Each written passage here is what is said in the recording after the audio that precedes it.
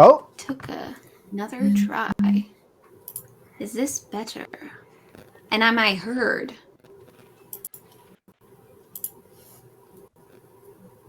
Am I heard? Oh, he's gone. Okay. Hi, everyone. Yeah. We're going to pretend that none of that just happened. Just imagine that this was the first thing you saw. Hi, guys, and welcome to Playtest Tuesday. Yay. So exciting! This is our third ever playtest, and today we will be playtesting Necrobiotic by my good friend Mitchell. Now, we are going to jump right into the world and game experience pretty much right away. I don't really have any announcements other than this is Quelmar, and Quelmar is a world-building collaborative experience where you can play, you can GM, you can just write random fun stories about... I write a lot of fan fiction. What was I saying? Right. Okay. So Necrobiotic. This is a game about zombies and robots and the end of the world. And with that, I am going to turn it over to Mitchell, our fearless mechanist or mechanist. How would you like me to pronounce this? Machinist.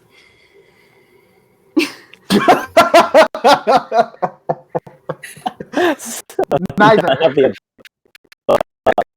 Option C, please. All of it works. Machinist. Hey. All right. I think we're... I have a feeling that Rose might have muted us to herself. Yeah, she's like, I don't need to listen to these people. I think she muted us when she was listening to James troubleshoot this stuff for her. It happens. Oh man, I guess we'll just I'm sure she'll fix it eventually. But I'm excited. This is gonna be a lot of fun. Necrobiotic. If people don't know, it's on Kickstarter right now. Oh my god, I just got a email about the special edition, and I wish I could show it to everyone, but not yet. It is gorgeous. We're talking about stained glass in like leather and stuff like that, cover to cover. It's not like just a black special like leather bound thing. All right, it's gonna be gorgeous from head to that toe. It's gonna be amazing. So. Just the one toe, though. Just that one toe. You don't need the others. Who needs multiple toes? We're all dead. You just need the one thing, the one toe. The rescue robot toes. Exactly. Luxury toes. So speaking of which, I guess we're just gonna hop into this beautiful, wonderful, optimistic world of decay and despair. So this is gonna be a little crazy, but we're gonna hop onto this bus and ride it until we figure out what happens. So we're gonna open up in the morning of Florence. The sun is shining. It's a gorgeous day. You have a slight bit of fog lingering on the second stories of all the buildings. This kind of very archaic street, cobblestone steps and such like that. Florence has this beautiful like atmosphere that kind of has like centuries of history just kind of outlaid on the streets and such. It's empty, of course, because humanity isn't as populated or populous as it was in the past. So let's kind of zoom in on each of your characters, figure out what you're doing this lovely morning, and what you guys look like, and all that amazing stuff. So we'll start for people watching on the top left with Connor, your character, and then we'll kind of go around. Yes. Absolutely. So my character is named Alphonse. He is tall and scrawny. He's got kind of got a young face, but he looks real tired. He works. He is an architect, so he is a practitioner of medicine and understands the basics of tanning bodies, I guess you would say, the constructs. Yeah, Understands the human basics of those. The basics It's of tanning good out of the choice. sun. Yeah, Brand. just So- clip that and send it to your employers, and you'll go far, right? Nailed I it. know how to tan human flesh. I love that. But he is still a young, like, kind of rising up in that field, relatively experienced. So he is having to work a lot, work overtime to kind of learn and apprentice and stuff like that. So he is tired. This is his, I guess, his day off per se. So he's just kind of out for a walk. He's got coffee in hand. He's trying to keep himself awake and be awake, but just kind of hanging out. Yeah, excellent. Do you get your own coffee, or do you go down the street to the cafe? I'll say he's gone to the cafe and gotten the largest size.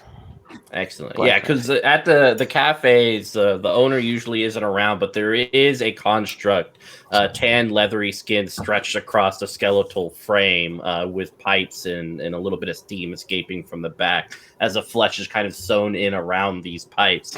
The chest cavity has been carved out, and in its place is a little boiler plate with the carafe of coffee.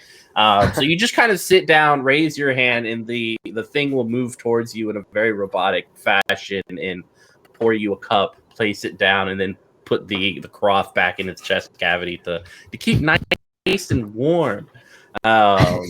So yeah, good times. It doesn't have a lower Mr. jaw. Coffee. It's best not to name them.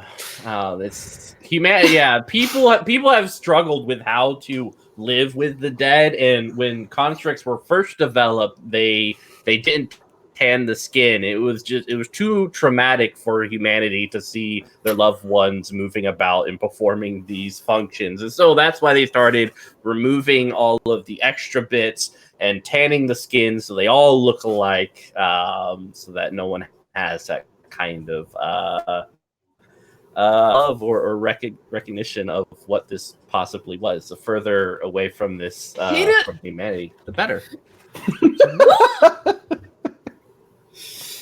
It's fine. It's fine. It's good. And you all know that eventually that will be you. So good times. All right. So you have your coffee. So we'll swoop down over to Alyssa, your character. What are you up to this morning? Yeah, so I'm playing Violet, and she's like 18-ish on the younger of the young adult side, and she and her sister Iris run a fledgling detective agency. The playbook is the militia. And so on any given morning, Violet is probably up with the dawn, or because she never quite went to sleep the night before, in front of piles and piles of paperwork, cork boards all around, trying to pin up all of the various different case files. A lot of the cork boards are empty. Business isn't the greatest. And a lot of the random things that are pinned to the cork boards aren't necessarily clues so much as like that candy wrapper definitely could have some pertinence to the case. It was on the ground at the crime scene, so clearly that needed to be important. Yeah. So this morning she's probably looking through the different case files and perusing and waiting for Iris to wake up. I mean, I think that's perfect. Rose, playing Iris, how's waking up going for you? Well, so I think our agency is also where we live. We don't really have like a very fancy space. Can you guys hear me okay? Yeah. Okay, cool. Just making sure. So there is like one of the piles of paper. Iris is sleeping on it. It's like half her head's on one of the stacks, and her feet are on another, and she's just kind of sprawled out, sort of muttering to herself. If you listened really closely, it would be, no, please come back. Wait, no, why are you leaving? But from afar, it just looks like she's like saying moo or something like that. It's mumbling weird gibberish. And she looks just like Violet, but maybe a little bit less intense. The expression on her face is kind of more relaxed. And as she wakes up, she just knocks something over that is valuable. Oh, shit!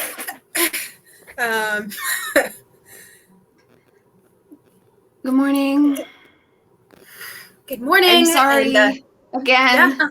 Yeah, no, it's fine. And Violet runs over to clean up what. Yeah, no, this is totally. It starts to walk away. Whatever it is starts to like scramble across the floor. Yeah, it's probably like an alarm clock, and alarm because flesh is much more readily available than any other material. It's probably like this little hand that vibrates or something and slaps you to wake you up, and so you just kind of like move this thing down, and it's like crawling underneath the bed, like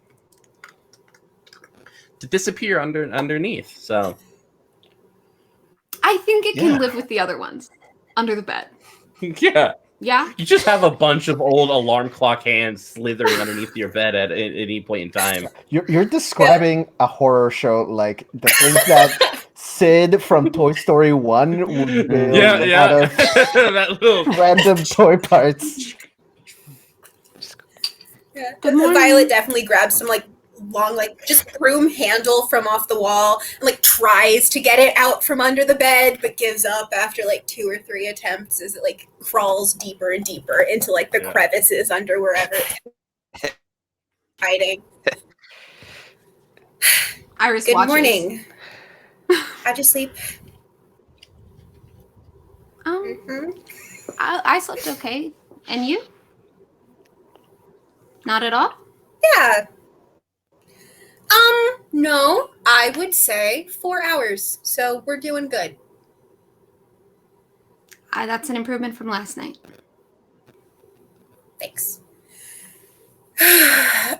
So let's do this thing. And Violet walks over to one of the cork boards. So it looks the same. We should get a client. Yeah, I keep moving the little pegs around, but I've found that no matter what order they're in, we still don't have money. So, yeah. And I think that's like the end of it's just the two of them just staring at this cork board. Yeah. That's their interesting. Yeah, it's kind of like ends with a slight knock on your door as you both look towards it. And yeah, we'll go on over to Jonathan playing Nora. All right. Yes, I am playing Nora Zenith. She is a technosophist. So really interested in and skilled in dealing with the old technology of the old world pre all of the tanned skin constructs and whatnot before things just fell apart. So most of her time, I'd say she is digging through things in the scrap, the great dump that is on the island to the northwest of town. But right now she is in town getting some supplies for another trek out there and doing a little bit of trading bartering with some of what she has brought back. Possibly dealing because I'm not sure how much of the Free Technosophical Society lives in the city itself.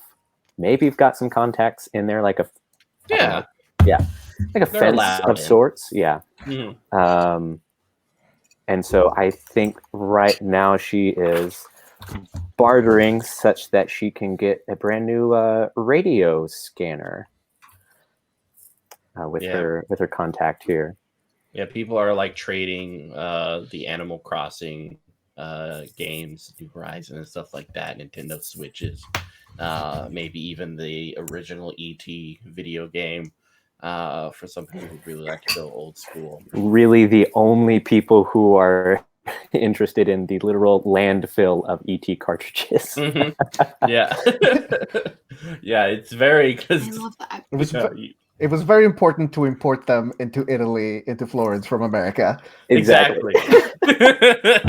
Maybe that was what caused it all. Who knows? Yeah. The movie of the dead ET cartridges. No, this is the way the world ends, not with a bang, but with ET. Mm-hmm. But with a glowing finger. I was expecting. Awesome. And finally, Miguel. Buongiorno. I am Enzo De Luca. I am a technophant. As a technophant, I, of course, have been recruited by the Technopower Division of the Florence Army. I'm a tall man with flowing dark brown hair. Tall, muscular. I probably have woken up early in the morning.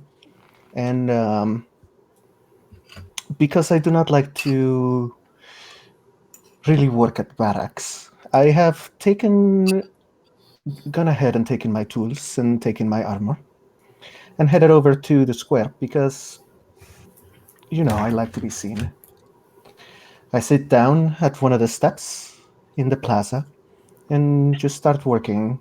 My entire left arm up to the elbow has been replaced with part of my armor, which is my extrusion blades. And I'm just sitting there in a unnecessarily low V-neck, just working, just making sure that my extrusion blades are maximally sharp and that every component of my armor works to the best of its ability. Oh, yeah. I also just, all that awesome description made me realize I never described what I look like. Go ahead. Do you mind if, it's a little bit of utilitarian as well as like old style stuff. So like it's like this like overall jumpsuit thing, but that she found in this pile. She's got this kind of breath gas masky sort of respirator thing on front of her mouth and nose. It's got some goggles ready to like flip down. Everyone's noticed hair is tied back in.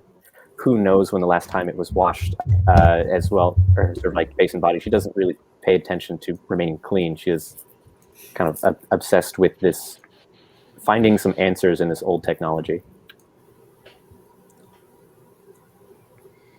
Excellent. So, we're going to jump, skip, and hop to something horrific. You each take a trauma in steel.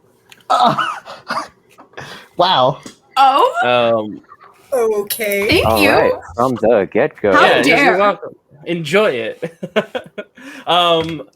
You guys can figure out the reasons why you did, either for money, for humanity, or what have you. But the person that knocks upon the investigator's door and eventually brings you all together is someone who is about 80 years old, though looks about 20.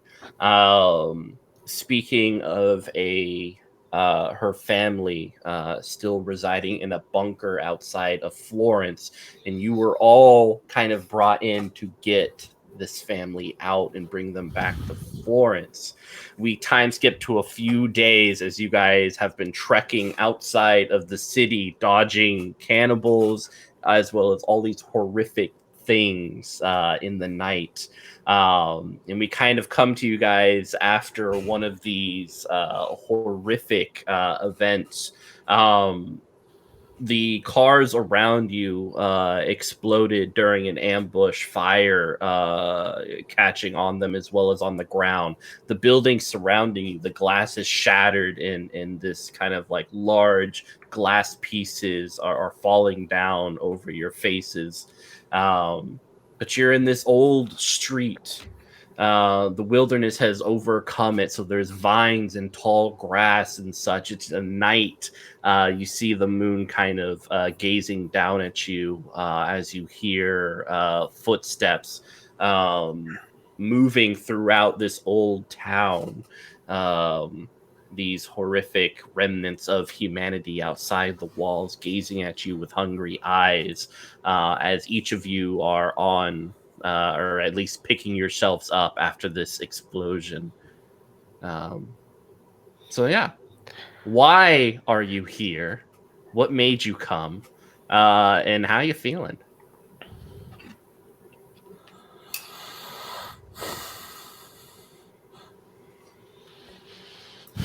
Enzo is really only interested in one thing, and that one thing can come in two different ways.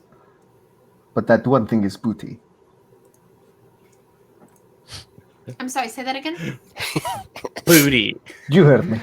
Oh, okay. Just double checking. I'm here for the money. Oh, that kind of booty. Which eventually leads to booty. And I am at least somewhat upset about this explosion. I do have many scars on my body, but I am not ashamed of them. They are a mark of pride for me. But it still instills this sort of anger in me that my body be defiled by such base means. The most important scars are those gotten through combat, not through cowardly explosion. Nice. Excellent. What does your wound look like? That first trauma. The first trauma is partially obscured in the part where the armor connects to my chest. There is just a little bit of a visible scar just under it, where my lung was pierced, and so part of the armor is also helping me breathe. Oh yeah. All right, who's next? Go ahead. There you go. Gotcha. So Nora's here, I think, perhaps hired on the sly is because she does go outside the city a lot. So kind of someone who knows more about surviving and what is out there and outside, as well as whatever they might encounter technology-wise in this old city. I'm in it for the money to fund my own research into the Great Dump, but also like if I can find some really slick old technology out here and have at least less of a chance of dying with some folks around, that would be really excellent. There, yeah, admittedly, I'm here for other purposes. I'm not for any sense of altruism or connection to these folks, at least for now. The wound, I would say, is a little bit of shrapnel or two kind of in the shoulder, so got some light minor wounds there, some blood, but like particularly there is some ringing in the ears from the explosion, so trying to like reorient, because that is a big way of like how she deduces technology as well as recognizes incoming threats. And she is definitely upset with herself, because you said it was a car that exploded, right? Mm-hmm. upset that her old thing, I picked the feature here that says she has a dead nose. She has no sense of smell, was in the scrap, and some chemicals. Yeah, inhaled some bad chemicals and just like burned out all the sense of smell. Upset that she did not smell the like the gasoline, the burning, that imminent explosion, and was taken by surprise. Excellent. How about the sisters? Yeah. I mean, I think Violet is there because they need to pay rent. And this is one way to go about doing it. I mean, we left them off both kind of bemoaning the fact they had 0 clients. I think this was the first client that came around. I think Violet is, as far as like the physical trauma goes, I think probably suffered some, like, her back is scratched up. Because when it exploded, her first instinct was to try to like body shield Iris. And I think, I mean, she's kicking herself that she probably wasn't quick enough to actually stop it from actually hurting Iris at all. And the like negative trait that Violet has is the one that is lingering mind, which is just it takes sometimes ever so slightly longer to do something. Not that she can't do it, but that it takes her ever so slightly longer to actually get around to doing things. So. Well, Iris is also a militia, but a slightly different variant of the militia. So she's more of like a bodyguard type. She's pretty steely, statistically speaking, but also just like in general. So she probably came because she doesn't really care so much about like the money stuff. She probably works in a factory when like part-time or whatever to support them while they try to make this detective thing work. But she wasn't about to let Violet do this without her. And so I think, I mean, I imagine that before this, she probably had calloused hands from being a worker, right? But not many other injuries. And now she's probably just got this like huge, like peeling, burn, sizzling, grotesque wound that just goes all the way up her arm and slightly up the side of her face. And that would have been, I mean, there was a cannibal, right? And like all sorts of crazy things have happened. So I imagine that would have been from what I picture is like there was a person on fire and she got in a fight with them. Mm-hmm. And that's how she got this like half chunk of skin torn away, but also it's like a burn. Excellent. I should have content warninged. Sorry. I'll be better in the future. Yeah, X card is in effect, so if anything ever, just post it or however you want. All right, Connor. Yeah, so Alphonse is out here, sort of because he has to be. He is training, still kind of at a high level, but still training in terms of some of the medicine requirements. There's a lot of requirements that the builders kind of require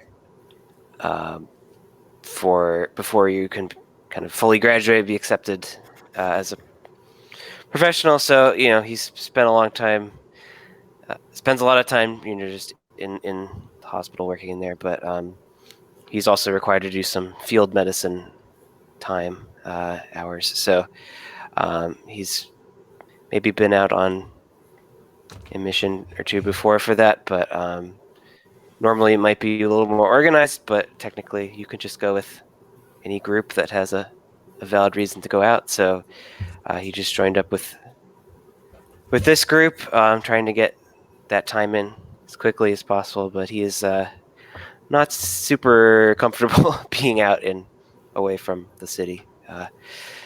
But it's kind of because he has to. But in terms of the trauma he suffered, I would say, if it can be from like the explosion that just happened, I guess. I think so he's tall, but he's kind of has a crooked back, clearly some injury history there, and so this explosion has knocked him right onto the back and make his stature even more crooked. And there's a large scar there now, where there will be. So when he stands up, he's very tall, but also kind of has an unsettling posture, I guess. But he is a bit bewildered by this sudden explosion, of course. Yeah. So there you are, middle of the night, between the moon and the fire, kind of crackling next to you. It's dark. What do you do? This is shortly after the explosion. Mm-hmm.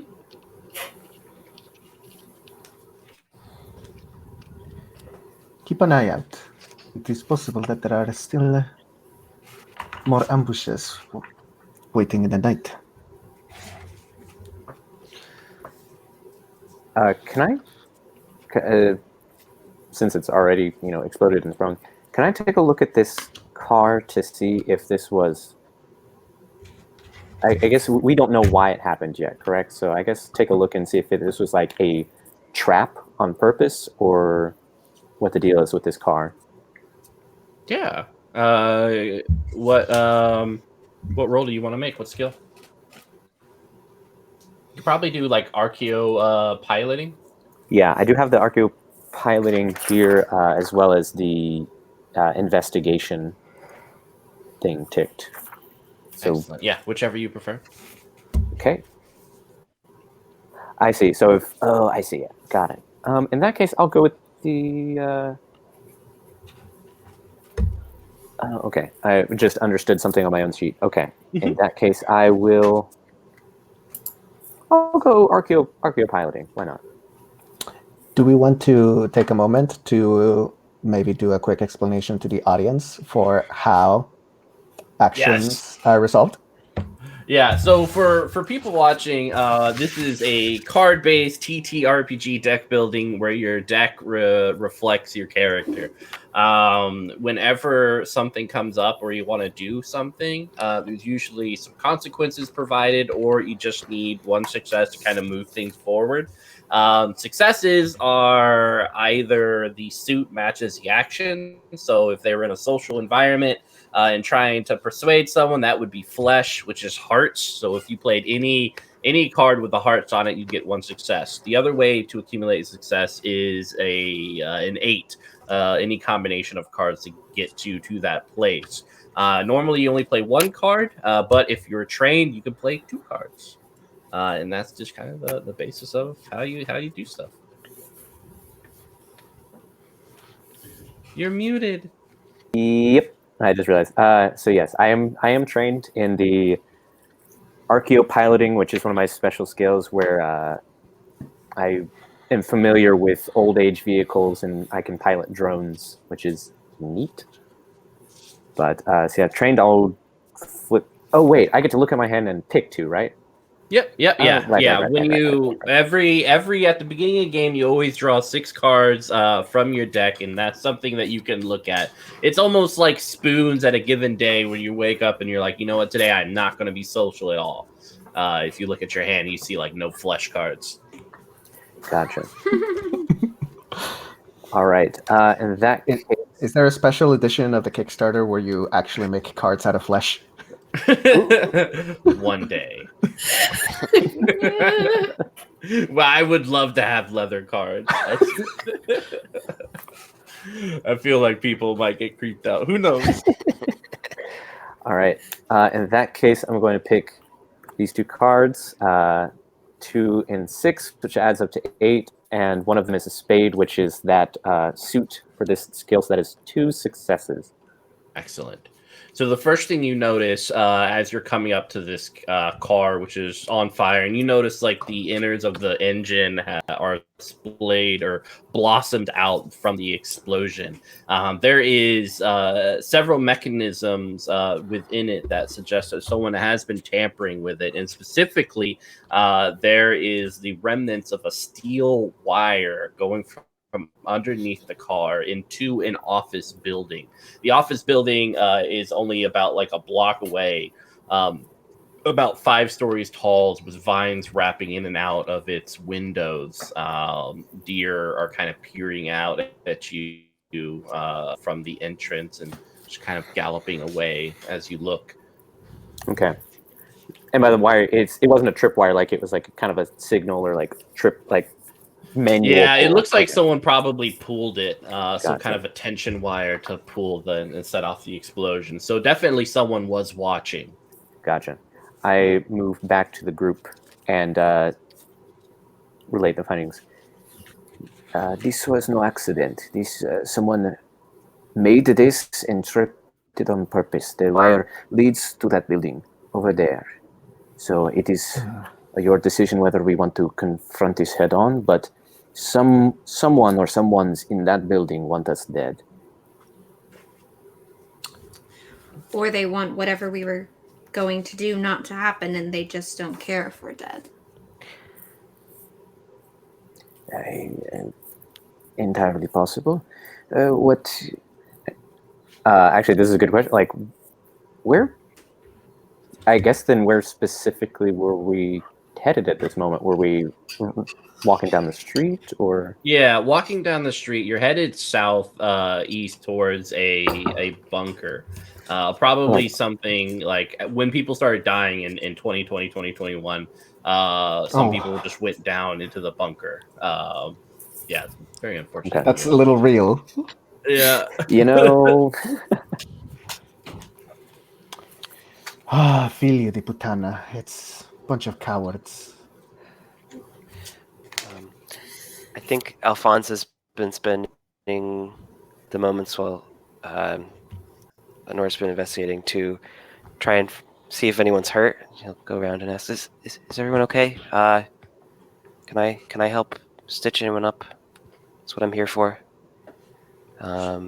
Sure, if you don't mind taking a look at this.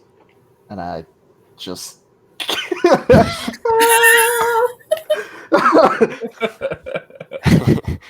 But like cool, not like I actually did it in real life.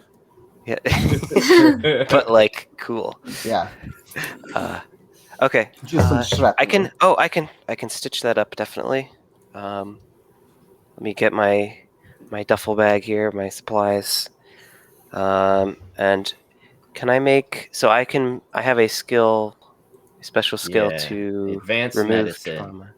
Yeah, Yes, for you, please. all you need is successes equal to the amount of trauma to downgrade it by 1. So fortunately, everyone just has 1 trauma. Okay. If you want, you can just do two successes. Will provide everyone, so you can downgrade everyone's trauma. Okay. That's and the suit is spades, correct? Yeah, correct. Okay. Oh, I actually can't get to 2 successes with with 2 cards. I don't have a great hand right now. But I will, I guess, do 1 success. I will use the 1 spade that I have. Excellent. Yeah, so you play the 1 spade. Are you playing the heart just to get rid of it? Just a cycle? Can I know it's a skill that I'm trained in. Can I choose to only play 1 if I want to? Yeah, that? you don't have to play 2 cards. Okay, Yeah. then I'll just play the spade. Yeah. All right, so you can only deal with half of the trauma here. So who are you helping? And who are you not helping? I think I will help. Well, I'll help Enzo, right? See. Enzo, yes. And I think, Violet, you described a pretty visible scar, right? So I'll help deal with that as well. So you two can erase that trauma. Grazie. Thank you. Yeah, and it's not like you can't. It's so you can say like you're helping everyone. It's just with what you have, you can only actually do anything of impact with those two. Yeah. Perhaps we should deal with the cowardly ambushers. It is, I believe it is late at night. So if we are to rest before we make our way to the bunker, it would behoove us to eliminate all known threats. We should be careful about that. Although a positive, a benefit from dealing with, now it's going into Russian, a benefit of going to that building and dealing with them. Perhaps we can get some information from them about what other threats we might face on our way to the bunker.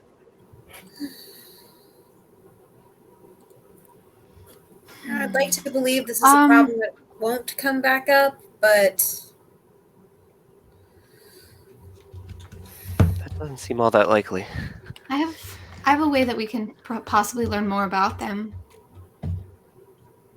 And I wonder how we transport things in this world. Like what does that Like bags. look like? Yeah, just Yeah, but Robo is it, donkeys.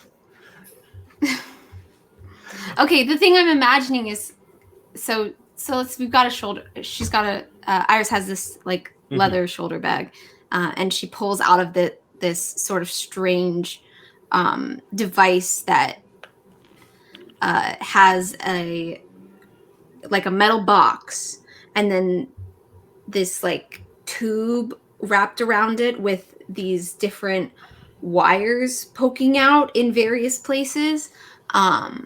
And it is a sensory diverter. And I think, and she sets it down and starts to push some buttons and says, "Who is already good at listening?"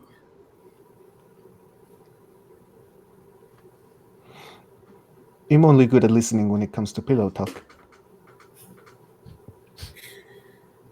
So game mechanics question, what would that fall under? listening. So investigation. Okay, got you.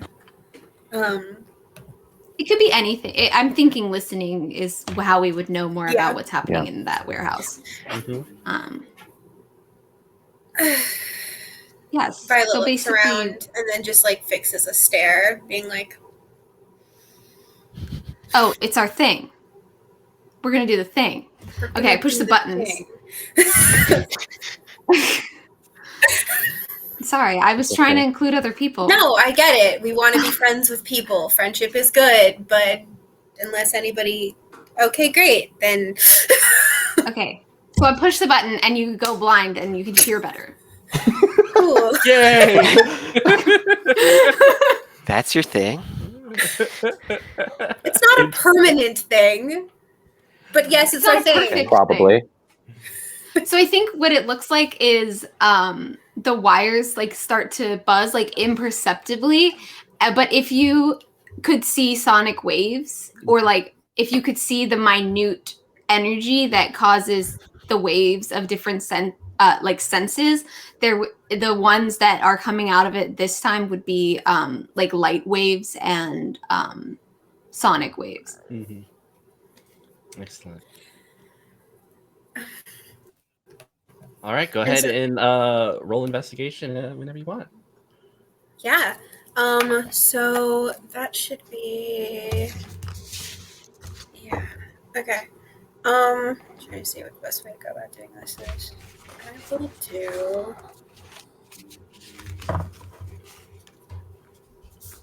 Yeah, that's the move. Okay. So I'm trained in investigation. So that's 2 successes. And I think as it happens, this is something that they've practiced.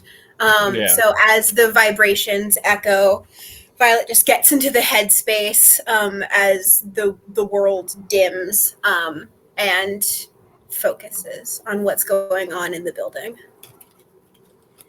Yeah, so you can kind of feel several people there staring at you behind cracked glass. Several eyes just kind of gazing that you didn't see prior to using this thing.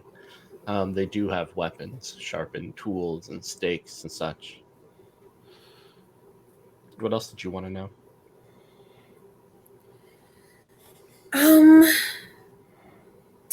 So we know, okay. How many are there? More 5. than us? 5? Okay. It's a family. Oh shit! Oh no. Wait, it's Cool. a family? Cool. Yeah. Some little ones.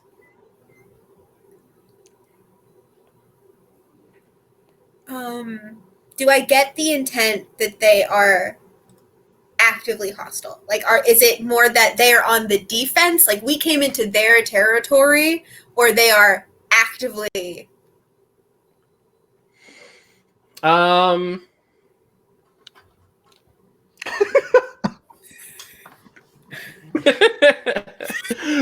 it's a family, it could be the family that hunts together, or it could be that we are barging into their home.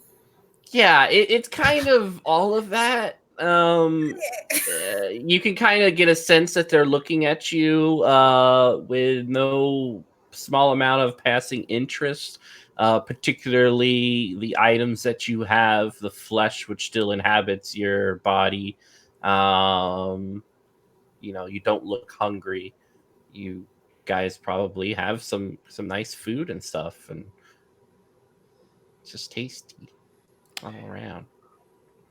If you're a child watching this stream, you might want to tune out now. Well, I mean, if you get the sense that they're a family, then maybe we can just cautiously scoot on. I thought it was more like kind of a what's the word? Bandit tribe or something. But if it's a family, we can probably like. Also, sorry, question for the machinist here. So in my opening hand, I drew the king. Okay, Oh. So if the king is drawn at the opening hand, just slip that back into your deck. You can't have the king during your first draw. Okay, that's why I wasn't. Yeah. All right. Yeah, there's enough darkness and despair in the game. You're not going to wake up with crap on you already, but it will mess you up if you draw it after this point. Right. Yeah, I saw the mechanics for if you draw it. I just wasn't sure if it was. I already had one, so I will replace that. Thank you. Mm-hmm. I am curious. Is Violet telling us explicitly that there is a family there? Yeah. I think Violet relates all of that information. But I think in response to Nora's comment, just because they're a family doesn't mean they can't be vicious. Vicious. Dangerous. Well, they survive out here. They probably shouldn't be messed with. So the question is, do we want to wait for them to mess with us, or are we going to mess with them? Well, We could always try talking to they them. already messed with us. The car, lest we forget.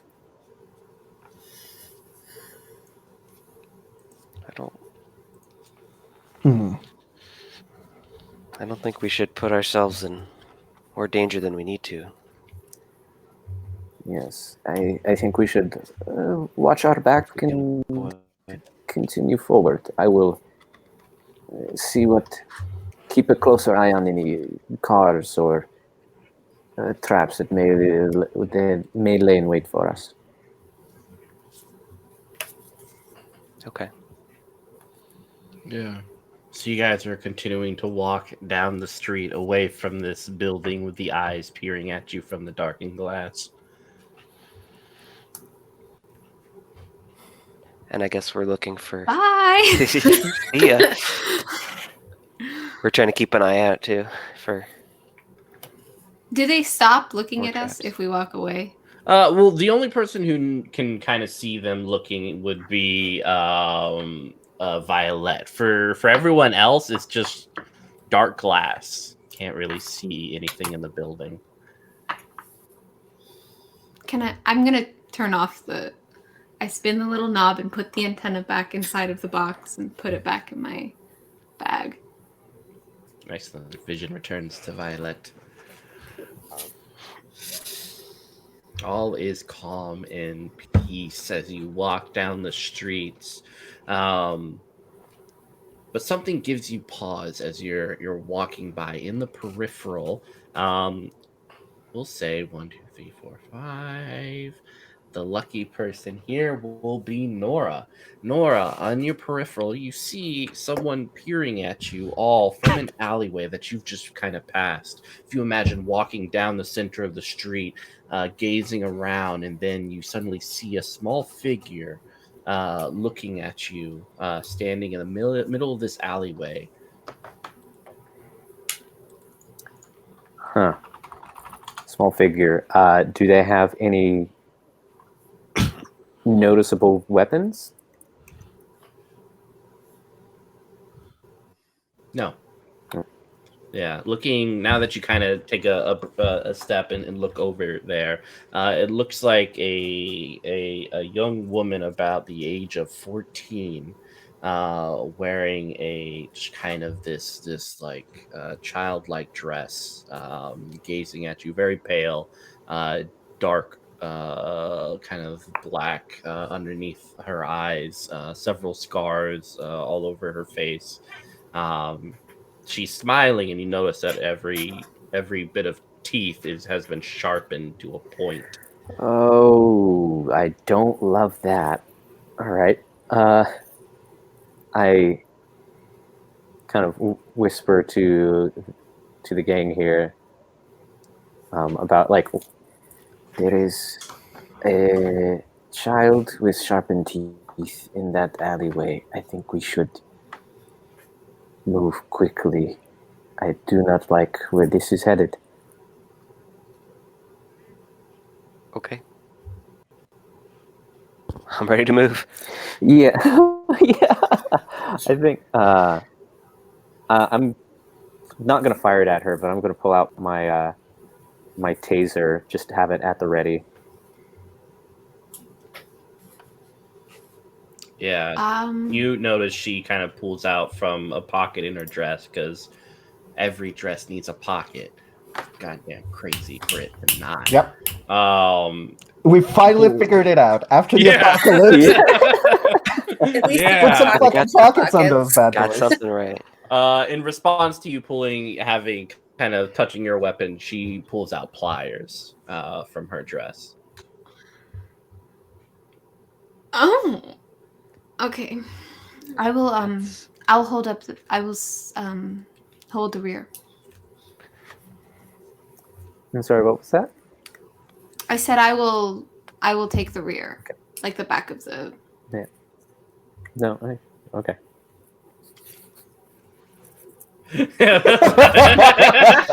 right, guys, come on. I'll take it in my hand. I must say, I'm usually the one who holds the rear.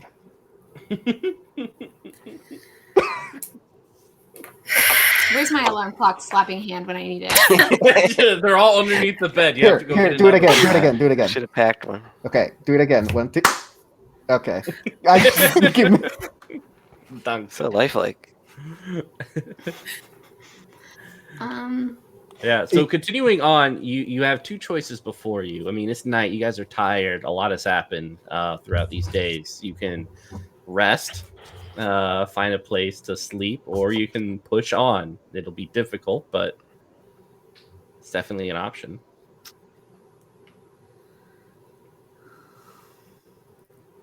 Oof. I want to be prepared for the threats ahead, but this seems like an extremely inadvisable place to rest with sharpened teeth and child pliers around. They're adult Maybe pliers. she just needs Excuse me, somebody to children talk with adult to. pliers. Yeah, there you go. We appreciate. Maybe she just needs somebody to talk I to. appreciate that you all have soft hearts, but in this world, there is, especially outside the walls of Florence, it can be kill or be killed. It usually is. And I wish it were not so, but I don't believe that she sharpened her teeth for conversation purposes. It would behoove us to deal with threats from now on, rather than ignore them. As unpalatable as it may be. So if we keep pushing forward, what's the promise that we're going to find a better place to camp? There is none. So So there are no promises out here? Not in this Then- world. Then we Maybe we can find some defensible make building our nearby. own. Some sort of shelter we can at least defend. If there is nowhere to there's go, we'll have to make a place to go. At worst, we can perhaps take watch. So we're on a street, you said, and there's some decrepit. Yeah, buildings. you're in a small town south of Florence. You know that the bunker after this town is probably about another day, but it's out in the forest. So past this town is just dark woods. Okay. Okay. That's going to be my next question is how, if we did push, how far away is the bunker? But so far. Understood. Another day. I am very sorry. I get that it's not ideal, Maybe- but I think I vote here. Somewhere here. Yeah, there is a Holiday Inn like down the street. Oh, good. We go to open the door, the glass Amenities just included. immediately falls out. I love rotten soap. It's one of my favorite things. Is there any chance there would be like a farmhouse or something that's close but not I thought you were going to say farmer's market. farmers market? I Get could some fresh really produce, go for please. a farmer's market. I don't know. Is it this town Or and maybe, there's like- nothing after? Yeah. Yeah. And the town's pretty small, so you could find a nice cottage, especially on the outskirts of it. Yeah. It's just a nice, quaint, what would have been a very beautiful, scenic little town that you probably could spend a honeymoon vacation. Now just overgrown and destroyed. Yeah. I think, small outskirt cottage seems like a good call to me. Because we seem to have others here if we stay in town. Yeah. As we're try to find one. walking toward wherever we're going, Iris does start picking, she picks some of the vines that are overgrowing out of, I feel like the further we get out of town, the thicker the, this, twisted, gnarled, I don't know, I'm picturing, the vines that kill trees, the ones that are furry. Mm-hmm. And so she yanks some of them away and just starts where the big scar is, she tries to make a decorative covering or yeah, almost, and then like wraps it around her finger so it kind of looks like she has like a wrapped sleeve of this like furry black vine. and we'll say so Does you it look guys better? and so you guys chose a nice cabin on the southern side of the town, up like several hills and everything, so you can kind of look out. It's this quaint little, maybe like a bed and breakfast, about 2 stories, log cabin, um, windows looking out to the beautiful tall trees. You see a very large bear kind of roaming about in the backyard. It's kind of moving some things around and being bear.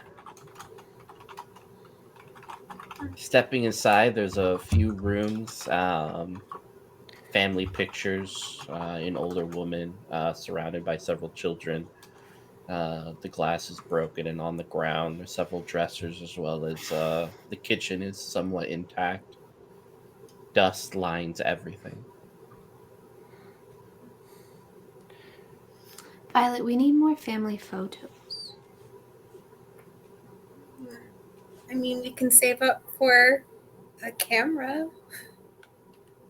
But for now, and Violet goes and grabs the family photo that's on like one of the shelves of the family that used to be here, and she flips it over to the back, and she like pulls out one of her pens, and just like sketches a little like picture of the two of them.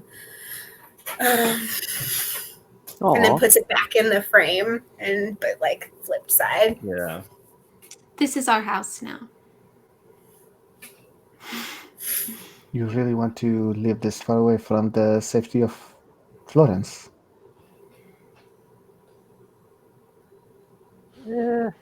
Florence isn't everything. There is a lot of things out here. Of course. How about we take it for an overnight trial, and then we can decide if we want to keep it in the morning. It's always better to test things before purchasing them. Alphonse is kind of muttering to himself. Florence doesn't have everything, but if you die out here, we can't get you to the hospital in a matter of hours. We can't suspend There.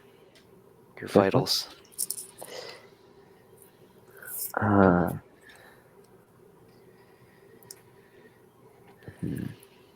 Are you guys making a fire or any sort of light? Is it cold? Yeah, how cold does it get? It's chilly right now, so it's not like freezing temperatures, but at nighttime it's kind of that chilly, and during the daytime it's slightly warm. If there's enough stuff around here to bundle up between, like, random decrepit drapes and things that we can find, I don't think we should start a fire unless we have to. I think that's going to draw a lot of attention that we don't really need right now. Yeah, you kind of moving about trying to get these things. You in the master bedroom, there's this very large bed with covers and everything, and you see 2 skeletal figures kind of hand in hand, laying underneath the covers. Ew. Yeah, I just put the covers over top. But also cute. Oh, Tragic. I take the covers. Yeah, it's a dovette, right? Grab that. Useful. Just shake it out a little bit. Yeah. There's a brush little bit, that But a little dust on there. Don't think about it too hard. I was thinking about if I were to try and make this drone spider thing, would that require like a light source and may make some noise, so it would probably attract some attention if I tried to craft this? It won't be as noisy because it's really just electronics and stuff like that. So you could do it within a couple hours, and not make too much noise. You just have to stay up a little bit later. Okay.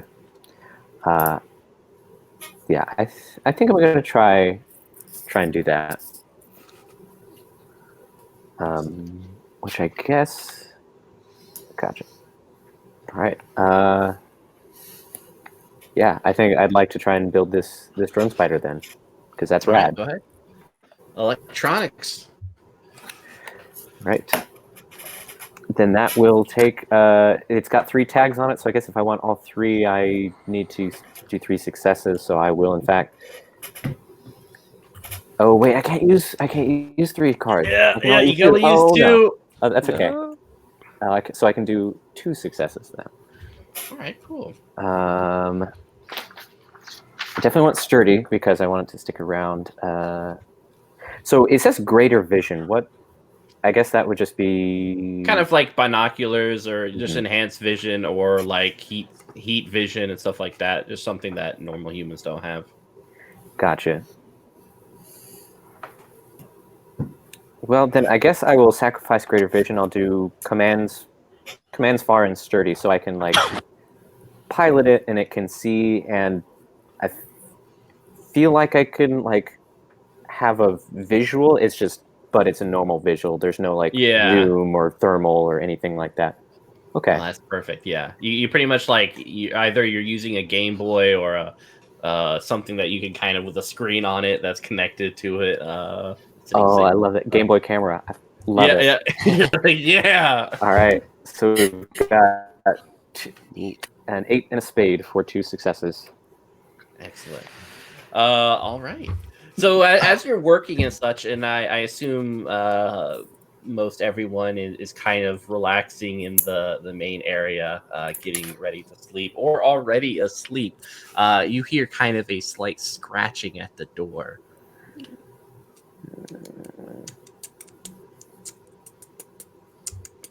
What is that? What's that? I don't like it. It's not the spider drone because I am still working on that. It's not the answer I wanted to hear.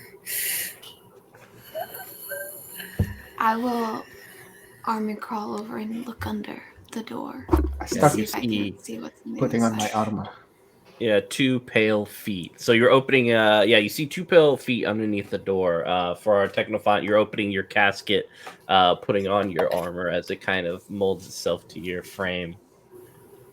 Yeah, I'm readying my crossbow.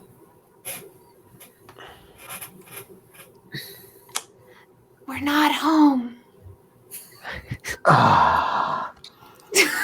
Filia di puttana. You see the handle on your side like shift down. Nope. I've tried to not. You're grabbing the handle. Yeah. I'll try and Guys, grab she's coming something in. to bar the door with, maybe. Look for. Yeah, you can kind furniture. of. Yeah, you push like a dresser over there. Like it's loud as it goes against the wood. They know we're here anyway. While they are doing that, are there any other entrances to this cottage? Yeah, the back door. Great, I go to the back door. Good call. And try to barricade the back door. Yeah, kind of pushing some furniture and stuff over there. As you go, you notice in the kitchen that there's a pale face looking at you through the window. A hand kind of pressed against glass. Is it the same? Are the feet gone? Yeah, the feet are gone. Okay. So it's just the one. That's good. So far. Do I recognize the face from the picture? No. If Nora described the girl or woman that she had seen earlier,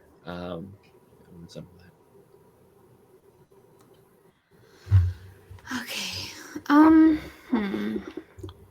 Just because a person has the size of a child does not mean that it is in fact a child. We have seen people who are nearing 100 years old, and they still look as young as the two sisters. So do not be thrown off by the appearance of your enemy.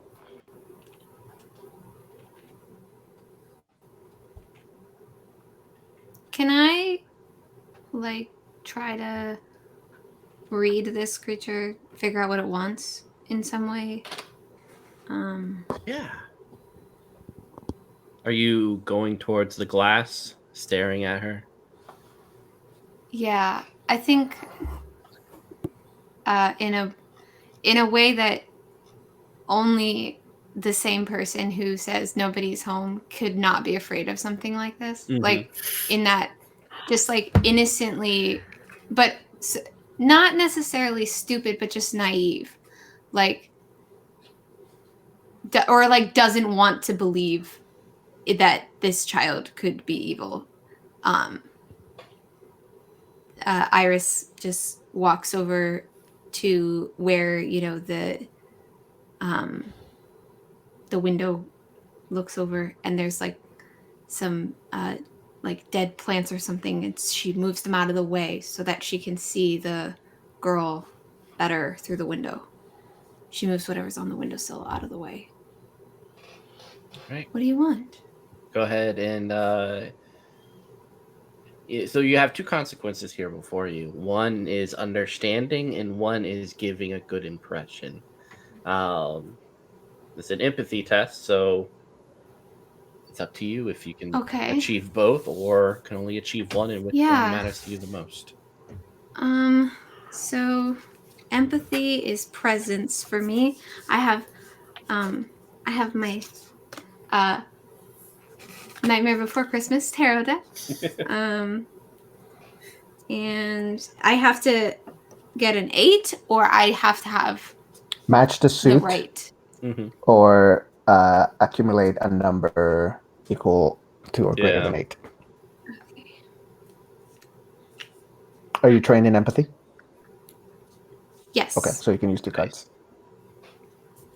Cool. So I think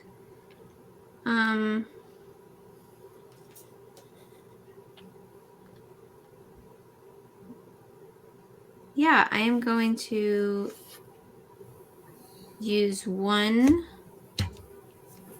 2 successes on that. Excellent. Yeah. There's a hunger in this person's eyes. It is one. It's a hunger that is confused, gazing upon your silhouette through the window. There is a need there as she's looking upon you, and it doesn't seem. You're not getting I guess a predatory vibe from this person as she places a hand on the glass. You can see that one of her fingers, it has kind of been sharpened, the bone, to act as a sort of slight dagger. And she places her hand upon the window.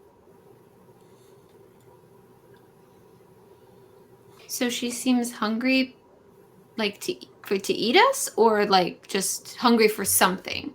Hungry for something. But you've made a connection here, at least.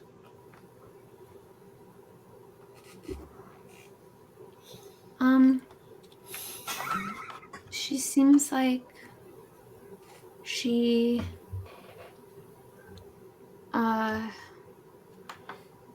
needs something from us that isn't just eating us. All right. What does she want? I don't know.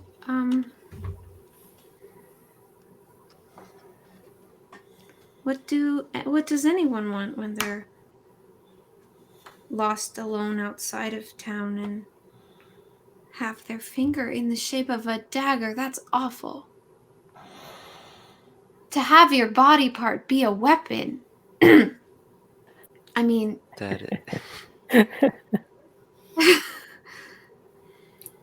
Pardon. it's very Awkward. I think it's important that there's a person who may or may not, you say not, but may or may not be trying to eat us. So how about we focus on that and we'll deal with the awkward when we do that. Yeah. when we survive. Can you ask her what she wants? Can we help you?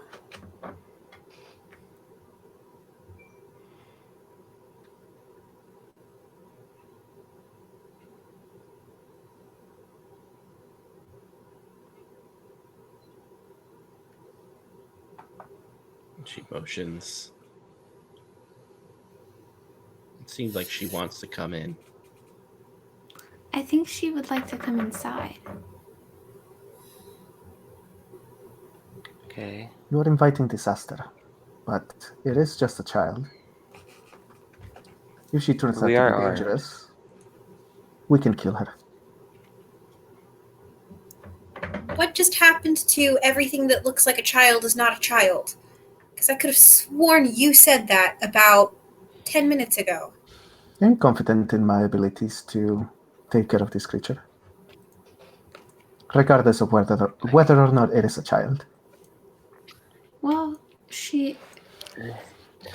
But I can, if she's hurt, I can try to help her with that. I don't know if I can fix the bone thing, but I hesitate for you to use your resources on this person that we do not know.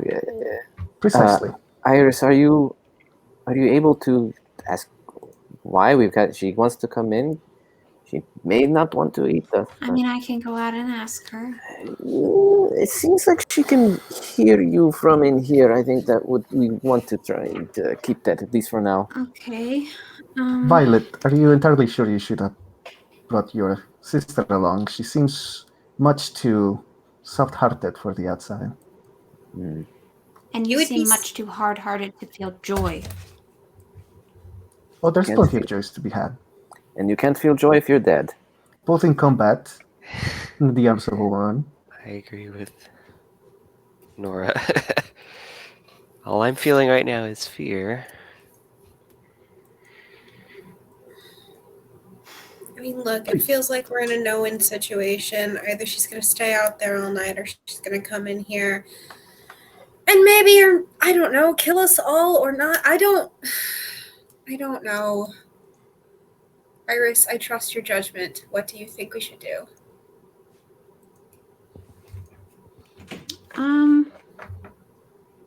I think that people who... I don't necessarily trust her. I just think that she wants something, and I don't know if we can give it to her, or if we... I don't know if we're better off fighting her or giving her what she wants. Had you said before, this is a different girl from the one I saw in the alley? No, it's the same one. Oh, it is the same one. Okay. If she wants something, we should bear in mind that the two most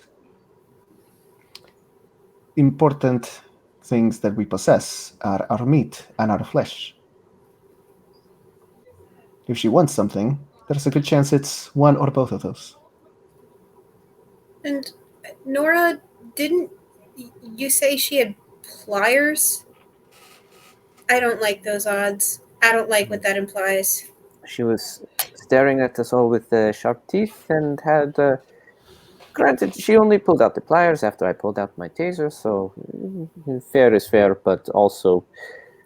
Fair may be fair, but she may be dangerous. She holding pliers now? I mean, I think she's almost certainly dangerous. I just don't know whether the right way to... I mean, everything dangerous isn't something you should fight. There is wisdom in that. I know I don't come out here much, but she just looks like a kid who is desperate to me. I don't. Obviously, could be dangerous, but doesn't have to be. I think she's not able to talk to us. I would say that is pretty clear. I think she's not able to say anything back. Perhaps I have an idea.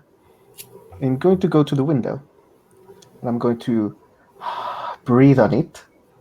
And then I'm just going to write on it, using the fog from my breath. Can you tell us what you want? She stares at the letters with confusion and kind of the breath. Using her clawed finger, she carves out a hole in the window. So it goes.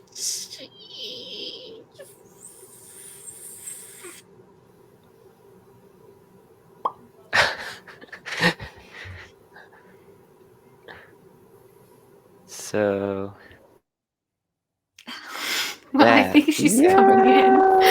And I would like. Maybe we should let her in before she breaks in. I would like. That's what I'm saying. All right, just like have agreeing with what that. we need at the ready. And I can't believe I'm saying this, but try and open the back door, I guess. I don't like it. I will move some of the furniture out of the way, I guess. Before she comes in, I would like to use my appearance of my large size and my giant arm blade to appear as intimidating as possible and just give the impression of, don't fuck with us. Yeah. Mechanized badass. All right, go ahead and make a manipulation test. Manipulation? Damn. No chance You could also do influence appearance? Okay. Yeah. You have like a cutout of your six-pack. Yeah. Yeah, I'm either wearing a deep V or a crop top. Yeah. It's like the deep V goes all the way down. All the way, baby. The deepest. It's just an open vest. Yeah. So I'm gonna use my Ace of Pentacles to get one success on that. Excellent. Ooh, that's not the king. Oh, do not draw. You don't draw new cards. Oh, I don't. You Oh, take my a bad. No breath. Yeah, My it's bad. fine. I did not realize. I'm a bad player. Yeah, I'm sorry. No, it's fine. We never draw new cards? We have to catch our breath. It's like a you catch. specific thing. Oh. Mhm. So if we make it to sleep, I feel like that would be catching our breath, but Yeah. yeah. So then you have to hold your breath. There Oh, we go. if we can get her captured, I have an ability. This was what I forgot why I was trying to get at her inside. We can learn more about like what's out here from her. That's what Iris does not say that though. Cool. Thank you. This was good. We need to capture Got this it. person. Just know that as a player, I know there's a good reason for this. There's zero chance that I metagame, so don't worry about me. I know exactly what I plan to do. Yeah. And it involves one of my arms. So you've moved the furniture out of the way, and you hear the knocking from that door.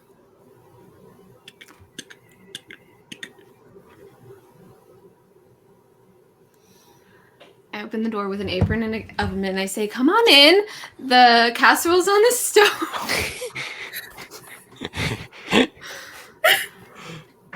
No, that's not what happens. I open the door slowly and somberly and say, "You may enter, but watch your step." Oh, you shouldn't give permission. Now she's able to get in. She's not the vampire. And you see her pale Too feet. soon, guys. I just watched the finale. Oh man, the pale feet enter in. They're cut up in and such, but calloused.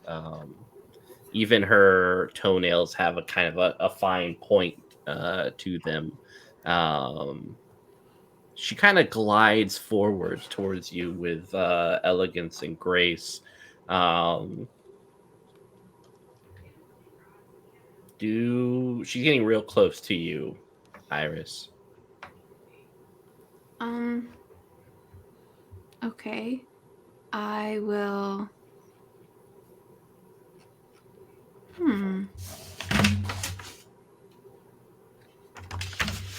I will take a step backwards away from her, or I will step out of the way and like hope that she just goes into the room. And then if she keeps following me out. No, I don't want her to get too close. That's not the vibe. All right, give me an athletics test. You need. You have. I don't think I should. Consequences. 2 consequences. One is being grappled by her. The other is falling down. So it's up to you. Well, is it if I don't have? Oh wait, okay. I do have one thing. If I don't have a dot there, I can still play. One You card. can still play one I can card. still. Mhm. Okay. Awesome. Okay, so I do have one potion, All right. which is for steel. So which would be consequences do you athletics. want to eliminate? I will fall down. Excellent. I- Yeah. You fall down with her kind of towering over at you as she crouches down, looking at you. You notice that her eyes are pale. It's kind of there's a discoloration that happens to a corpse in the eyes after it starts decomposing. It kind of turns pale and cloudy, and that's what these 2 eyes look like. There's a lot of scarring on her face and hands. Oh, she's super dead. Um, Hey, no. Back up. Someone get the squirt bottle.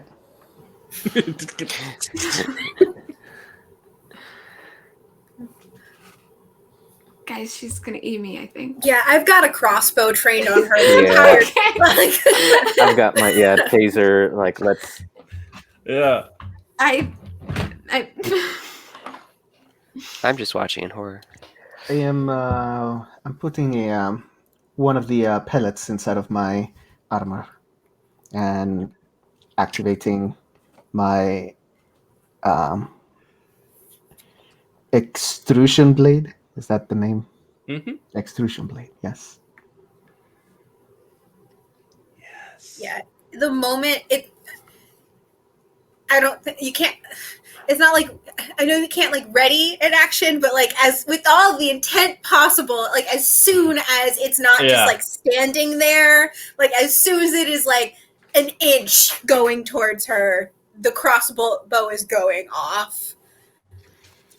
Yeah, is it like a standoff, like, or okay? Because what I'm imagining is she walked in and we were kind of backing up, and then I tripped, and then did she then like bum rush me, or No, it looks like just she tried to lunge for you, and you and kind of dodging backwards, you tripped and fell down, and now she's kind of over you, crouching down. Though you do notice that there's a slight dampness to her cheeks.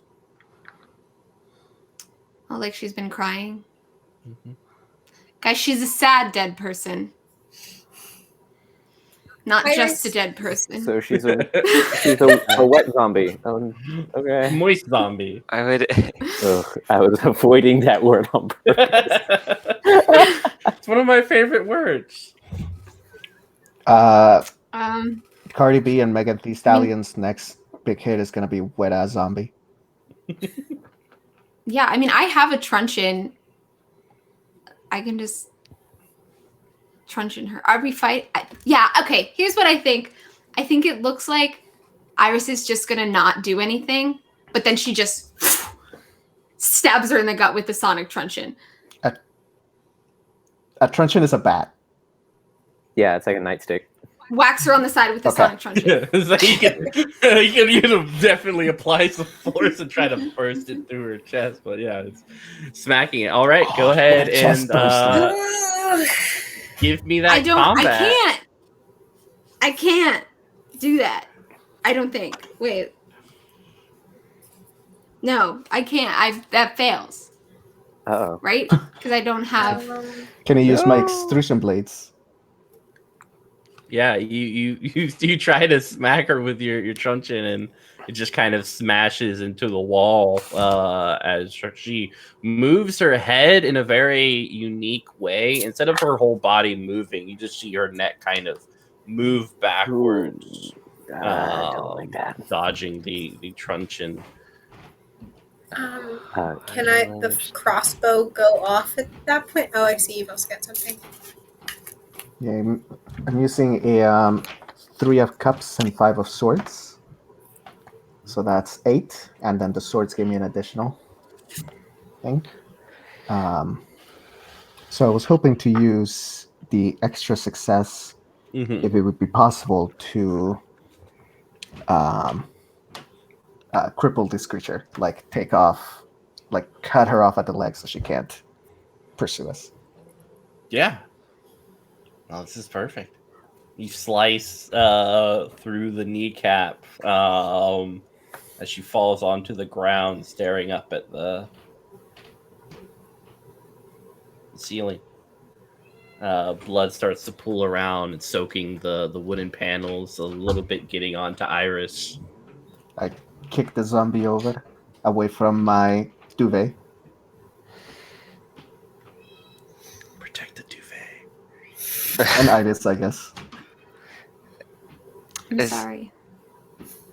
That was my bad. So, Oh, go ahead. no, never mind.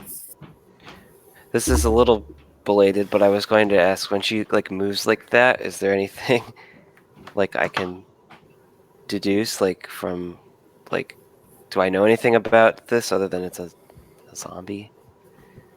I mean, you can go ahead and give me advanced medicine. Okay.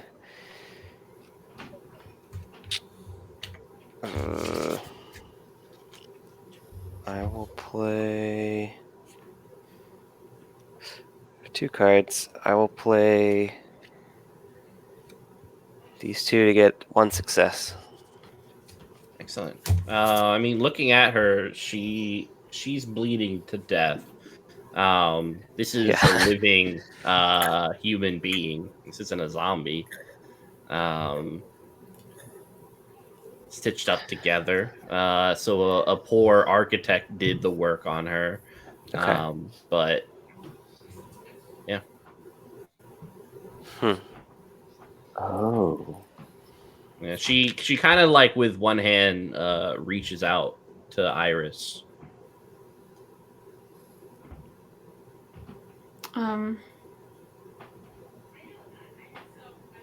I'll go. Oh my god, I don't know. She's so. I feel so mixed about this. She just attacked me, but I walk over to her anyway. Iris, no. I think she wants you. She doesn't want to eat you. She used the look to be like you. So I would not, give her you yourself. You know what I mean. Oh, like she wants to. Oh. She's... Okay. I don't think she wants to eat you, but it's not good, whatever she does want. So do you come forward, Iris? No, I'll listen to everyone else. And I'll just watch her kind of writhe. And I mean, if she can't tell us what she wants, then we can't help her. And if she just keeps walking at us Oh, she won't keep Like walking a- past. You kind of see her like there's that initial shaking and then the slowing of her blinking. She's bleeding out. Do you, She's just going to die. should I? I don't think she would hurt. Don't waste your resources. I mean, I could just try and stitch up the bleeding. Stop the bleeding. That wouldn't take much. Without the transfusion, I'm not sure if that would be helpful. I'm not sure Also, either. she has tried to kill at least one of us. At least once, maybe more. We don't really know. Is it possible to get to the back door and stay out of arm's reach of this? Oh, yeah. Out of reach of, okay. I think it's time to batten the hatches again. Kind of closing the door and moving Mhm. the things in front of it. I hate it out here. It is not for everybody. Let's just get this night over with. Yeah. And I think Alphonse goes up, since everyone has said they don't want him to help. He's gonna just go up to the bedroom or wherever they were sleeping. Is there time to try to get information out of her while she's dying? Yeah. That's Like, a boss move. I know you're dying, but tell me everything you know. I know you're dying, but tell me about the woods. Have you been there? What's this sign? Yeah. Write it in your Nick, own blood. You want please. this phase? Tell me about the woods. So how are you 'Cause acquiring it's- this information? Through the interrogation More skill. so role play wise. What are you doing? Yeah, you can't get away just being like, oh yeah, I roll a d20. Can I just do it? That's fair. Okay, I think I'll sit out of reach from her and ask her questions. And if she doesn't answer them, there are ways to make this more painful. But I'm not planning to do that. It's like, so, okay, she'll be super nice and sweet, but then if it doesn't work, then she's not afraid to resort to harsher methods. Excellent. So what are you asking her?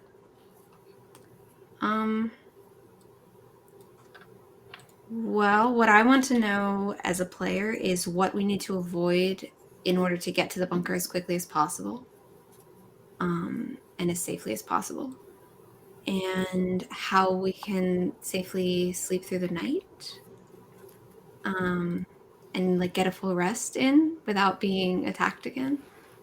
Yeah. Those two things. You don't have to play any cards. She seems willing to provide this information.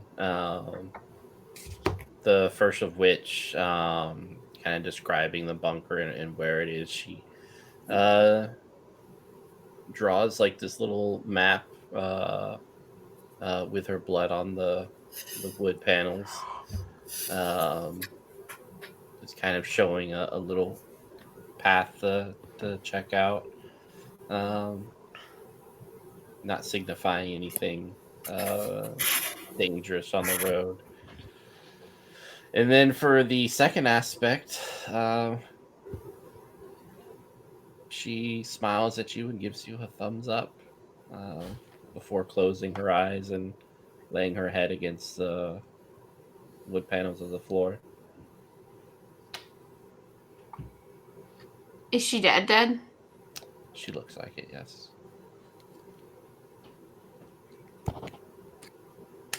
Okay, I'll just go to sleep then. We were the monster the whole time. We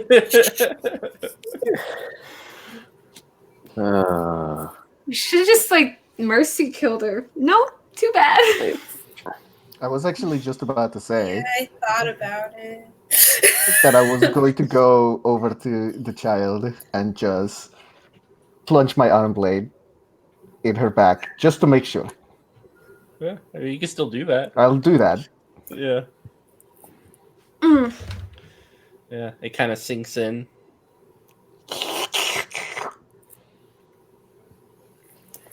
You did good, Iris. Does she still have the pliers on her?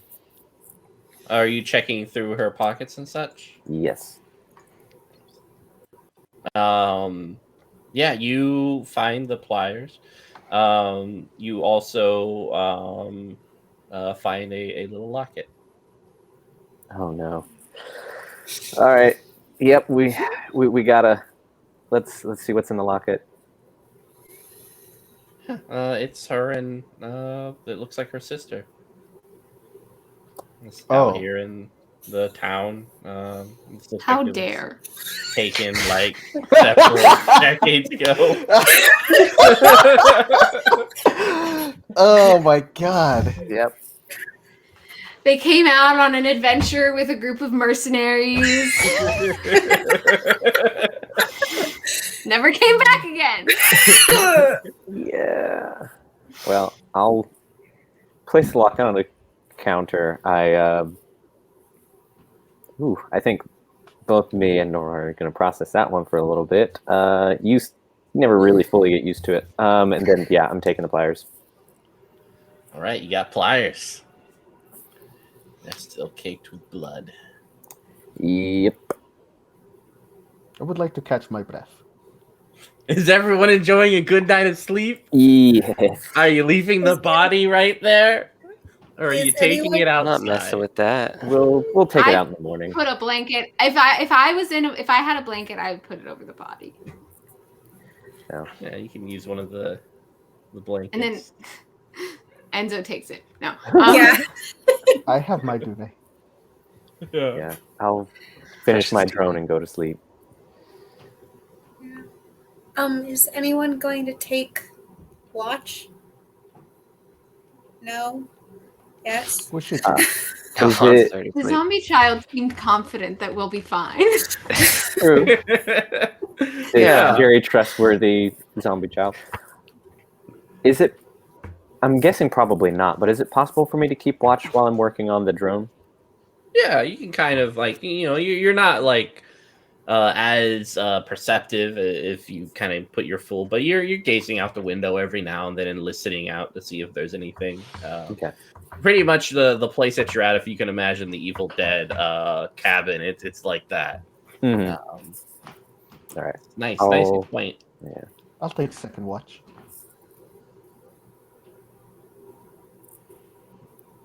Excellent.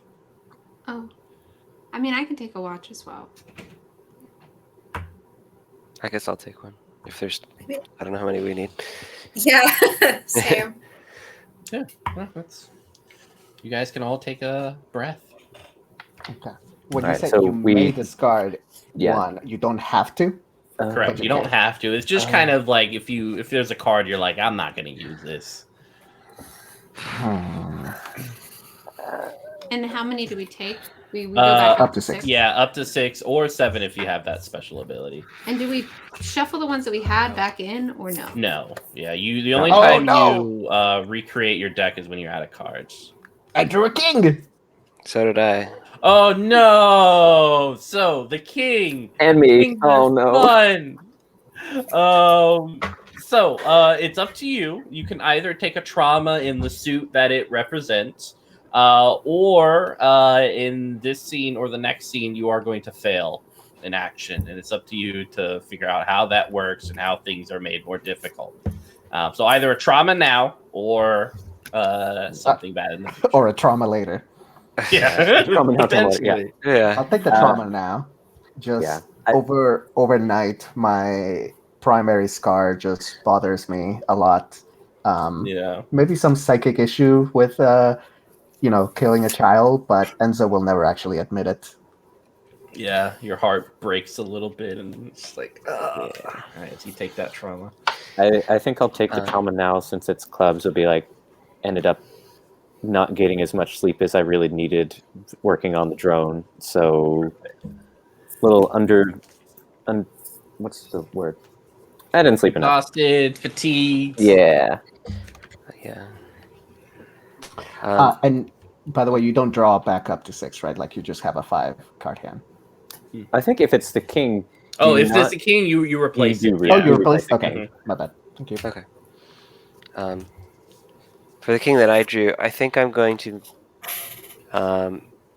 play into the flaw. So mine is lingering mind. So it kind of the text for that is that it takes me more time to achieve my own goals. But I think in this case, it takes me time for my mind to kind of process this. So I think at some point during the day tomorrow, it's just going to hit me.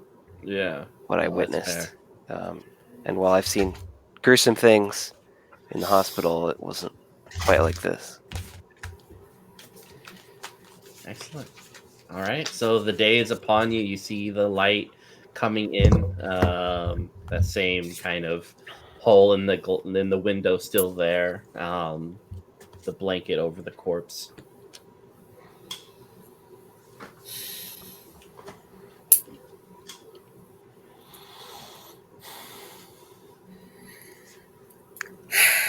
Nothing left to do here. Yeah. Let's go into the bunker. Before we leave, Alphonse is going to look for some. Well, I don't think there's anything. Is there anything that would last years and years in the pantry? There's ramen Okay.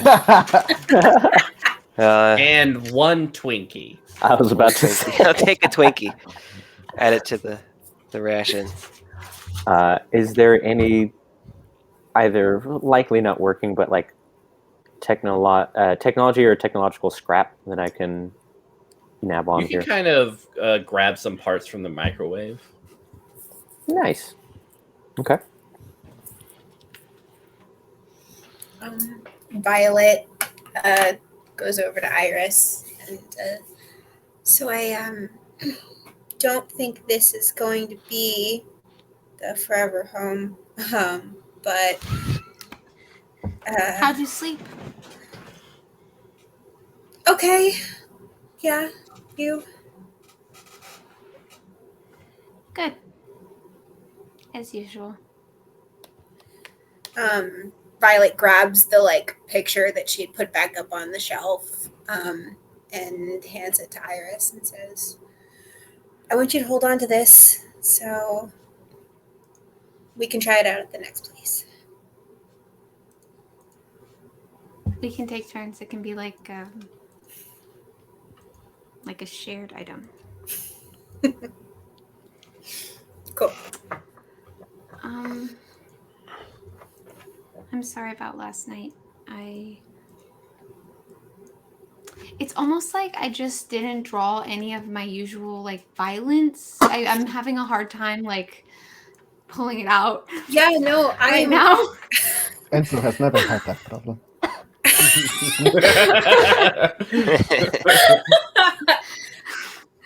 I'm feeling really fleshy right now. Oh my god! Oh my god! I feel Yeah. fleshy. what a term! What a sentence! That was said. Yeah, You should add that. there's your quote for the stream. Yeah, Yeah. who's feeling fleshy? Yeah, you should add that in the back cover of the book where you have the reviews of it. Yeah. I'm feeling fleshy. Rose on. Testimonial. I didn't mean to put you and everyone else in danger like that. Hey, for all we could tell, there was more to that story, and we're never going to really know all of it. But it's it's not on you to understand who this person was. I don't know. I don't know what happened last night. I'm just glad you're okay. It's a mistake to try to understand, isn't it?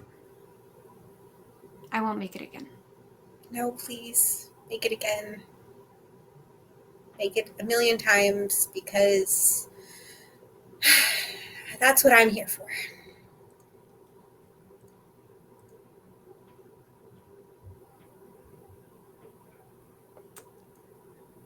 So we're going to a bunker. Yeah. Are we? Are we ready I know to where go? to go. I whispered to her in her dying breath all last night. Here, she gave me this map. It's made out of blood, but you can still read it. You didn't transcribe it. Do anything. Just took a piece of paper, put it on top of the blood, and just like did an imprint, but of the blood. Like, Oh my god. Oh, I thought she like drew with blood on like a piece of fabric or something. I On, was like, the floor. imagining It's like on the floor. The wood. Yeah. Okay, yeah, I took a piece of fabric and I put it down on the blood. Okay. Then I picked it back up. So it's Makes more of a sense. mirrored effect, but as long as we know that So Oh, if it has to no. go east, we should be going west. Oh my and God. yeah. Oh my god. No, I mean, I think it's more melancholy if it's just the blood on a piece of fabric, but I could also have transcribed it if that's too dark. I think it's resourceful. Yeah. I think it's fleshy. My sister's the one with the pens. I just, I take things in the medium that they come. With depends, as in. God. Yeah. Okay, bunker. Let's go to the bunker. Yeah, we're going to the bunker.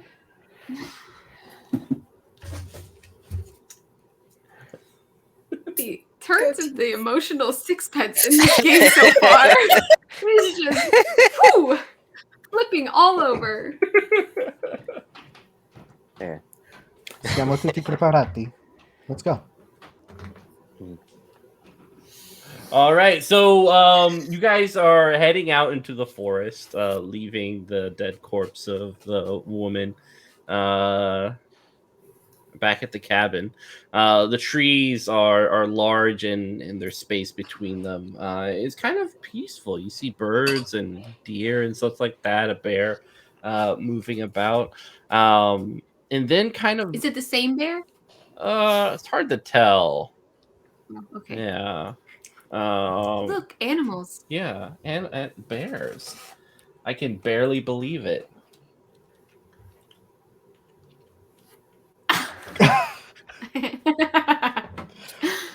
I liked it. And then it's before you. The bunker or the bear? Not the bear. Something else. Something Oh. more grand and beautiful. The You may not know road. this, but bears do have a bit of a history in Quomar Oh. of being where they don't belong. Bears. True. But before you, the road leads into the hills and the mountains, into a dark tunnel. You see cars kind of parked off to the side. And it just kind of stretches out. You can't see the other end of it from where you are. So you can either go over the mountain or you can go through the tunnel. Is this You on the said, map? you said it's dark in the tunnel? Pretty dark? Mm-hmm. Right. Yeah, since there's no electricity, the lights in there aren't there. Yeah. I We was should going to go say over this is a job for Spider Drone, but it's not going to be able to see in the dark. Oh man. We should go over the mountain. Any place where we can get trapped in front behind would be a bad place to be. Yeah, I believe I agree. Having an out at all times is a necessity outside the city. It does look quite beautiful. I'm guessing we get the sense that this is going to add to our travel time, but And will probably be difficult. Yeah. So an athletics test. I'm ready. Do any I'm feeling very unathletic today. You're like, I don't know about that. So does the tunnel look like it used to be a tunnel you could drive through? Yeah, and yeah, it's like all a the cars. Mm-hmm. Okay. Does it look like? Can I take a look and see if any of the cars are salvageable? I mean, it's No. been almost a century since a lot of the cars have been used, so at least the batteries will be out. Is there any? Can we get something like a torch, or do we have any supplies like that? Yeah, Just you get guys some have a Minimal light. light. Mhm. Okay.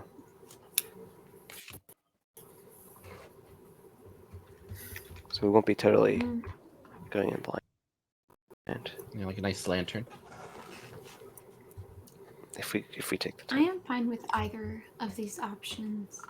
Yeah. Iris is clearly like still feeling the effects of the previous day, like not really trying to make decisions. Oh wait. Well, if the tunnel's got a bunch of like cars and technology in it, on the second thought,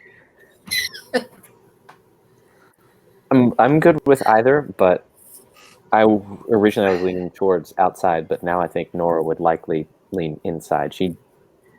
The outdoors are a lot, but tunnels and indoors and technology, she knows. I'm leaning toward tunnels. Well, I prefer walking to mountain climbing. I'm not the most athletic. Seems simpler. I am normally very athletic, but You're feeling. dang, if I haven't had the worst Oh, luck no. today. Oh And no, yesterday. too fleshy.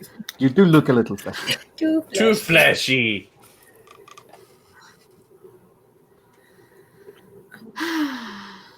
Are you guys going in? All right. Yeah, I'm game for the All right. tunnels. Very well. It's not my first choice, but Yeah. seems like it's the way to go. Tunnel it is.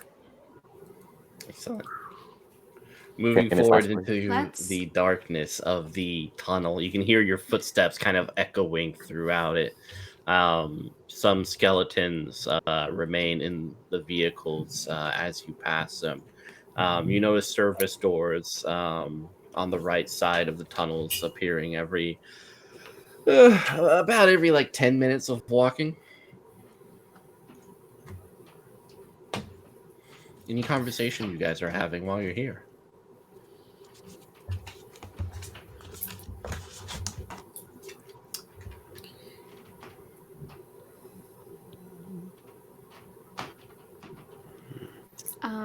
Or awkwardly will silent, start which is also another humming. good thing.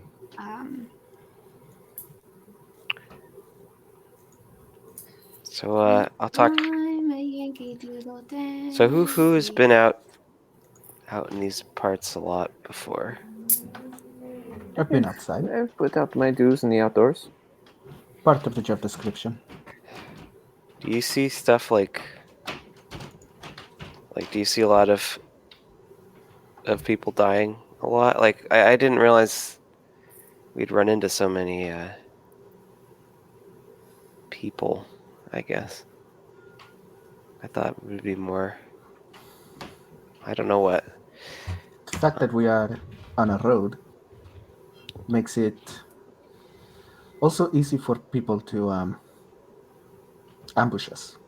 If we kept to the wilderness, we might see less people, but we'll encounter more bears or wolves.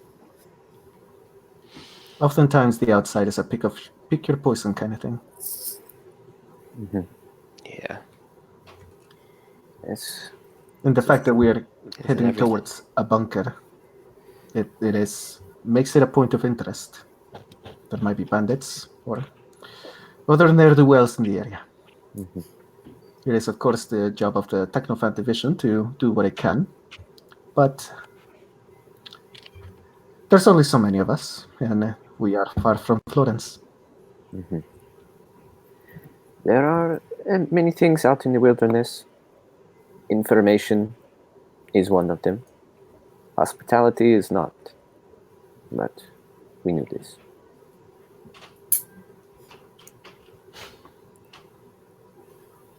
Yeah, well,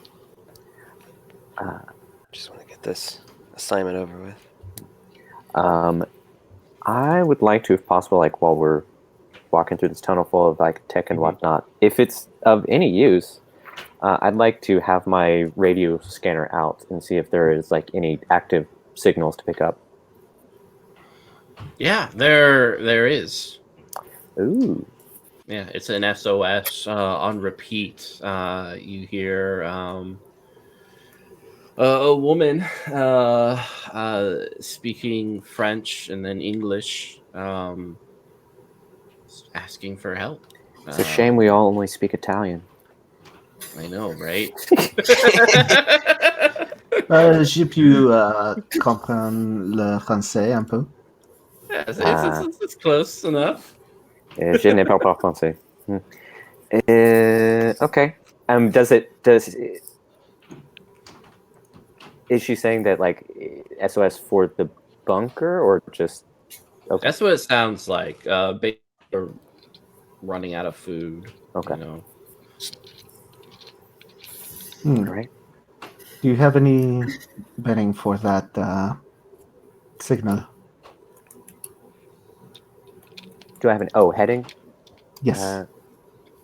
I don't know. Do I? You can make electronics. 1 success is all you need. Fair enough. One success. Then yes. I will go with the. I guess well. Either way.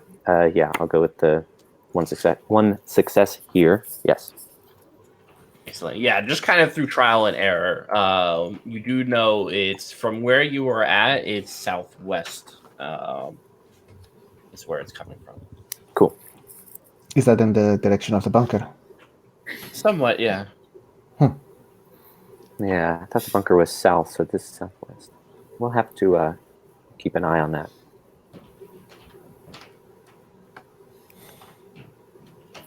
Does it sound like it's actually like a person talking, or is it an old signal?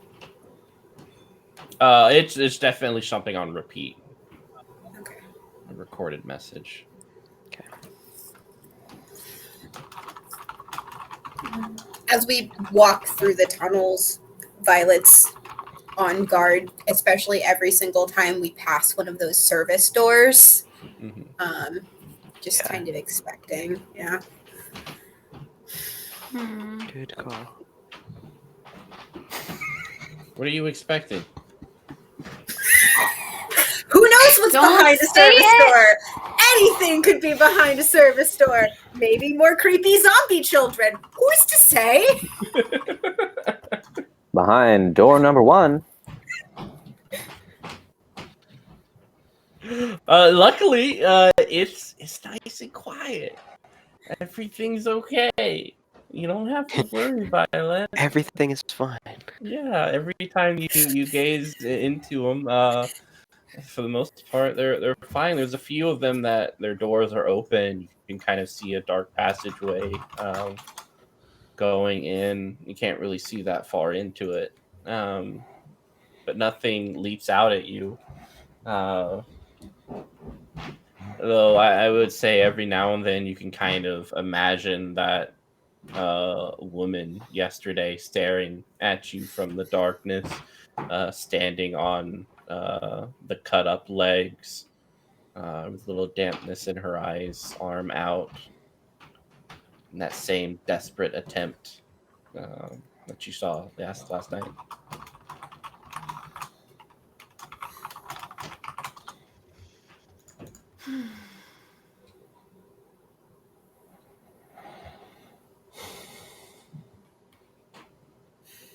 A couple hours go by in the darkness of this tunnel. You can finally see the light at the end of it. You are my sunshine, my only sunshine. You make me happy when skies are gray. Coming You'll out never know into the tunnel, back into the warmth of the sun. I love you. You see trees, foliage, moss covering the road, and then just kind of down the mountain, you notice a kind of building structure built within the mountain itself, as well as several radio towers attached to it. That's your destination. Bunker. Are there people out here? No, everything is quiet. No birds chirping, no animals about. It's just empty. Nora, is your radio signal any stronger here? Yeah. And it, as far as the directionality goes, does it still seem like the radio signal is a little bit off of the bunker itself? Yeah. Correct. Emptiness is danger. The fact that there's no birds, no animals, they sense something dangerous nearby. We should be on alert as well. You make a good point. Okay. Maybe it's time for. Maybe now it's time for Spider Drone. Spider drone. Oh man, we went there. Yeah. Same time. I mean, was God there Do another place whatever to go? spider drone does. What? Can Does it it? crawl? Yes, it can. And also, It's a it sees spider. things. It's a drone. Look Can it out. grow? Well, maybe we don't know how much it's affected by gravity. That was a killer line. Well done. Perfect. Wow. All right. Nailed it. Absolutely. So you're moving your spider drone forward to just kind of scout out the area. Yeah. Perfect. What are you looking for? Uh-oh. And that perfect is not a tone. Okay. More spiders. Yeah. I guess because, yeah, it does seem oddly empty as Enzo? Mhm. Enzo, as you pointed, as Enzo pointed out, this is a road, a bunker. This is a route and a destination, and there is nothing around, which seems suspicious. So, I guess mainly looking for some sort of ambush, but if there are any traps as well, just like what is dangerous ahead of us? All right. Go ahead and roll investigation. If you can get 3, I have something fantastic for you. Otherwise, a 1 will give you some hints. Rats. I can get 2, but I cannot get 3. I'll give you a little bit more for 2. Okay.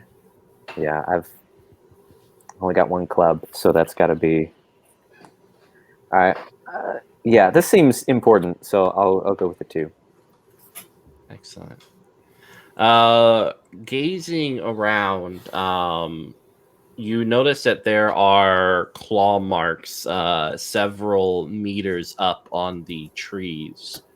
Kind of lacerations into it. Some of them are fresh even. A couple of dead carcasses, bears, as well as deer. Bits of them have been ripped off and taken. Yeah. Claw marks high up. Okay. As I look up from my Game Boy camera, I think we should be on the lookout for something with the claws. Whether this is a real beast or more of what we've seen with the bone fingers. We cannot say. But they can climb. They're either tall or can climb or both. And also have the strength and tools to rip animals apart. It could very well be an animal. Just a larger bear. Yeah. In any case, there is somewhere around here do the things that were ripped apart, does that seem like it was done recently? Some are old, some are new. Gotcha. Yeah. Um, You see a flock of birds as you're kind of in. Everyone does. A flock of birds escape from the tunnel that you just popped out of. uh-oh. Crows going. So something around here is a very serious threat, and it makes its home somewhere around here. There's evidence of it being over a certain amount of time. With flock of birds, they're disturbed by something. We should move now. We should. Yeah, let's do Let's move it. towards the bunker. Bunker. I'll scoop up Spidey drone Droin. here. Join. That's not even a word. Scoop up Spidey drone here and Boogie. All right. Aw. Yeah. It's a nice trek down the mountain pass until you get to the bunker. It's just kind of this large building, just kind of built into the mountain with a steel door barring it closed. Though it looks like someone has cut down several trees and kind of placed them before the door so as to make it difficult to open. Does it look like they're trying to keep something out or keep something in? Keep something in.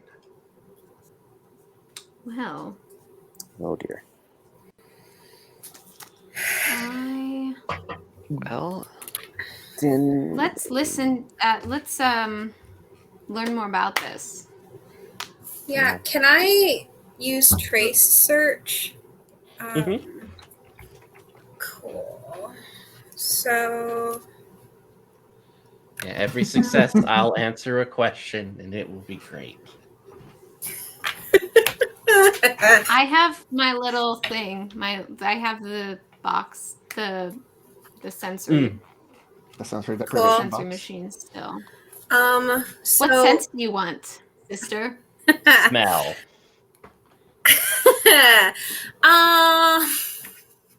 More like what sense don't you want? If you pick touch, I can make Yeah. it worth your while. Yeah, let's actually Six-pack. let's take away smell for right now. Okay. Yeah. These ones you can't see quite as well as the or you couldn't see any of the waves, but these ones, if you were to look at them like on a wave reader, they would look like little puffs of wind. Okay. like Okay. And as the little puffs go out, Violet inhales them. And can't smell anything. And so I have a joker. Is that one success? Is it just one? Okay, cool. So I've got that, and then I can't get to 3, but I can do 2 successes. All right. What are your questions? So trying to piece apart the narrative of what happened here. The first thing I'm trying to figure out is relating to Nora's story. Are the people did they flee? Were they in the bunker and they fled the bunker? It doesn't look like anyone has left the bunker. Everything's overgrown. There's no tracks leading outside of it. And even the logs have been placed here for some time, almost several years. So some of them are rotten and going through various stages of this place. Okay. And then looking at the actual barricade door area, does it look like it is matching the clearance that's out here? Can I get a read on what is potentially trapped inside the bunker? If they purposely tried to keep it in there. It's hard to tell what could be trapped inside or kept inside. The door is small, so human size. But yeah, that's about it. As far as that vector for the radio signal, is it? Do I just get like a flat, that be like compass directions, like 2D, or could it be in this bunker to the left, like underground? Down. Okay, it is down. All right.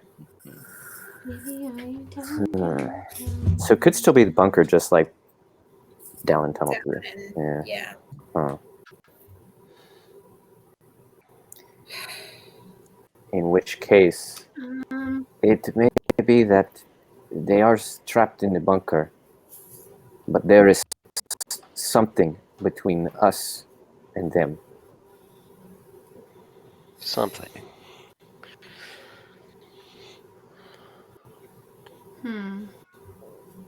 Something that. Yes, what that something is, I don't know. Whatever they tried to keep locked in here, but either way, there is definitely something out here that it would behoove us to avoid. Are there any carts nearby? There are a few. Very old in like a parking lot several meters away from this bunker. Any chance any of you could rig this to blow? We can perhaps open the door, lure whatever it is inside out here, and use the same trick those brigands used on us yesterday. Of course, it's an open salvo. I assume whatever is in here will probably be hardy enough to survive it.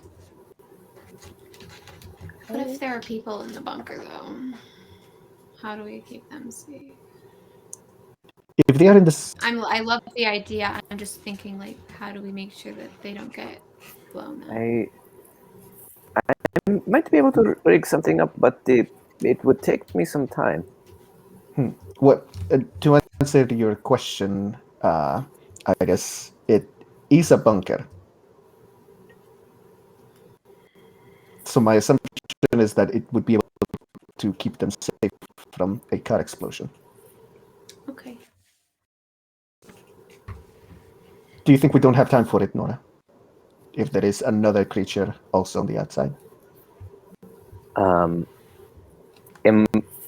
Am I correct in thinking I would be using my electronic, if even electronic assembly skill to like do something? All right.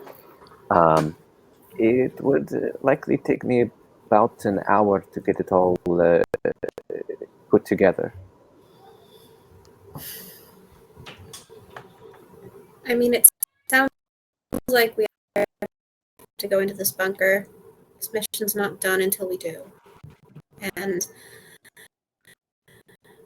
I would rather go in with a bang than spend 10 minutes trying to get in the first place, just fiddling with the door. If it's possible to rig this up.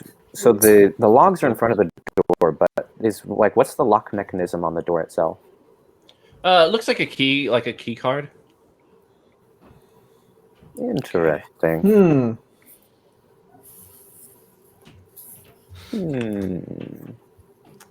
Oh, wait. Okay. Weird question. I have this ability. I don't know if it would be relevant here. Which allows me to know. It's called. I don't really know exactly what it does. It's called Codex Scientificus. That allows me to have like really intense knowledge about various areas throughout the scientific empire. Is that an accurate way to describe it? Yeah, the Codex Scientificus is basically the law of the land in which the militia interpret to then enforce the law. Okay. I'm just wondering if there's any way that because of that, she might have access to something that would be able to open this door. Not with this because it's electronics, and the scientific codex just kind of deals with the modern tech. Gotcha. Would I be able to use computer science to open this door up? All right. I like the car bomb idea, but I'm not sure if we have the time for that. So let's see. I guess it would be like an old calculator, like the ones that like have the paper printing wheel. Yeah. And like with a ribbon cable, see if I can't like kind of pry the casing off of this card reader and get into it. Excellent. All right, go ahead, and you just need one success. This is my last spade in hand, so this is going to be interesting. Excellent. It pops open. All right. And in true Packer fashion, I'm in.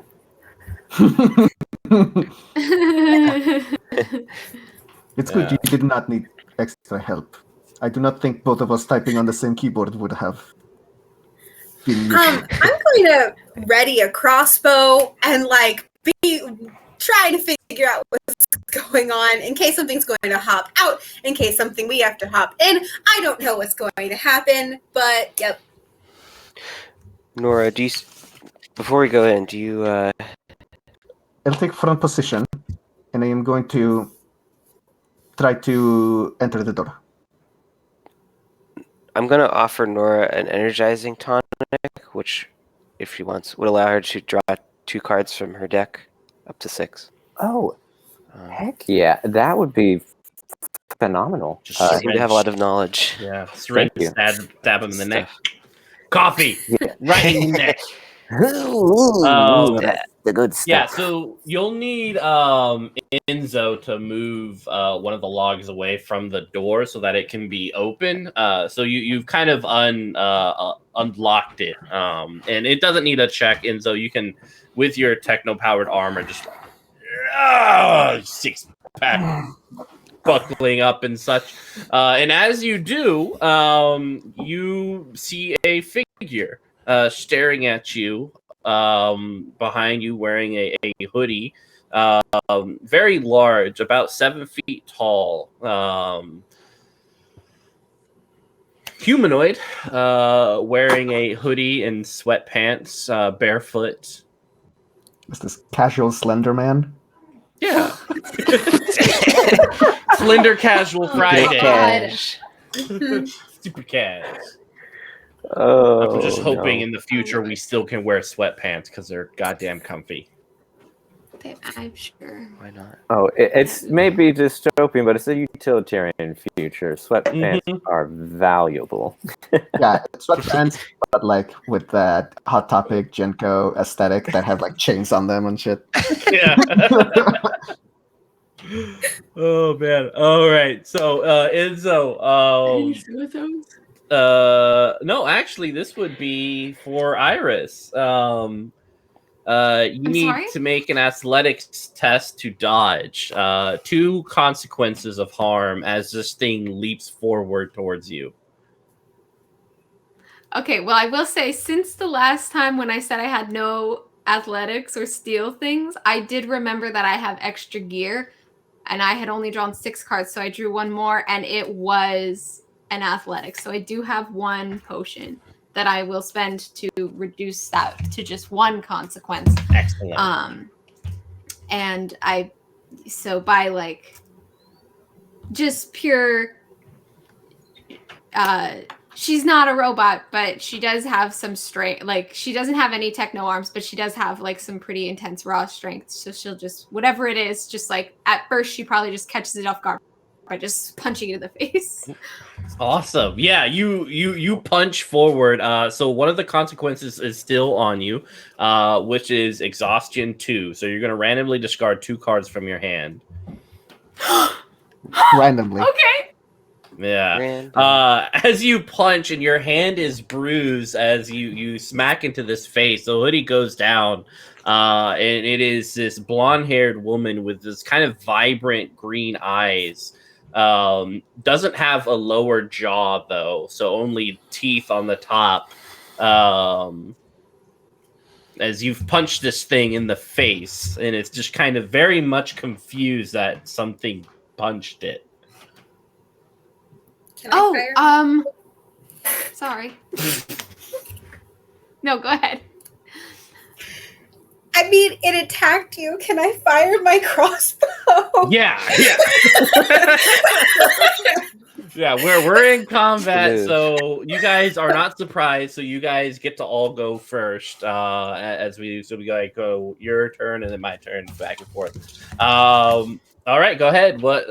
That's range. So yeah, dexterity. Great. Dexterity, awesome. So that is one of you. So I will 2 successes. Ooh. All right. And how much damage? I think it's 2. It's 3. The crossbow's 3. Nice. All right. So, your one success will provide that damage. The other one, you can kind of do a special effect, or you can make it permanent and actually hurt its trauma. It's up to you. Yeah, so I think with the crossbow bolt, what I want to do is, so Violet shoots off the crossbow bolt and tries to like shoot it so it is off of like out of range of Iris, and like in a perfect world pinning it to the ground. So it is now like the crossbow is like in the soil and it maybe like went through the chest or something. And so That's it is perfect. grappled. Yeah. It kind of, we'll say it goes through the kneecap, pinning its leg to the ground. As kind of the clothing starts to fall off, the architect will know that this is a war construct. Something that's not usually made because it's not really needed, but dear God, they are horrific. Sometimes the technophants will train against modified war constructs, but this looks like a rogue war construct who's been created and built to wreak out death and havoc, to rip people apart and such like that. So you also know that it's going to take a lot to take it down. I'm going to down my invigorating tonic while that happens. Wow. All right, who's next? I shall take my one of my pellets, insert it into my armor, and once again engage my extrusion blades. This time using a 6 of swords and a 2 of wands. So I have an 8 and a sword, so that is 2 successes. Excellent. All right, what are you doing with your 2 successes? The first one does damage. So how much is it? I think 4? 4. Excellent. All right, and I will use the second success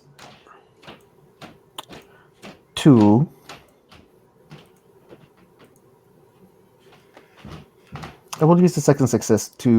do additional damage. all right. So a total of 8. Excellent. So yeah, you kind of slice into it. Despite it like being pinned down, it moves in a very erratic way, as your blades just kind of cut and slash, not really doing much significant damage to its figure. Yeah. Who's next? Oh dear. No significant damage with an 8 damage. Is Nora still... Is Jonathan in the... I see him on the stream, but not in here. Oh, yeah, I don't see him either. No. Not visible. I see Jonathan. Yeah, Jonathan's here. Yeah. Oh, okay. The internet That's cut out weird. for a It's just second. for me, then. I had to Yeah, it's for refresh. me I too. also Yeah. see. Yeah. Oh, okay. But, Jonathan is gone. Maybe. no.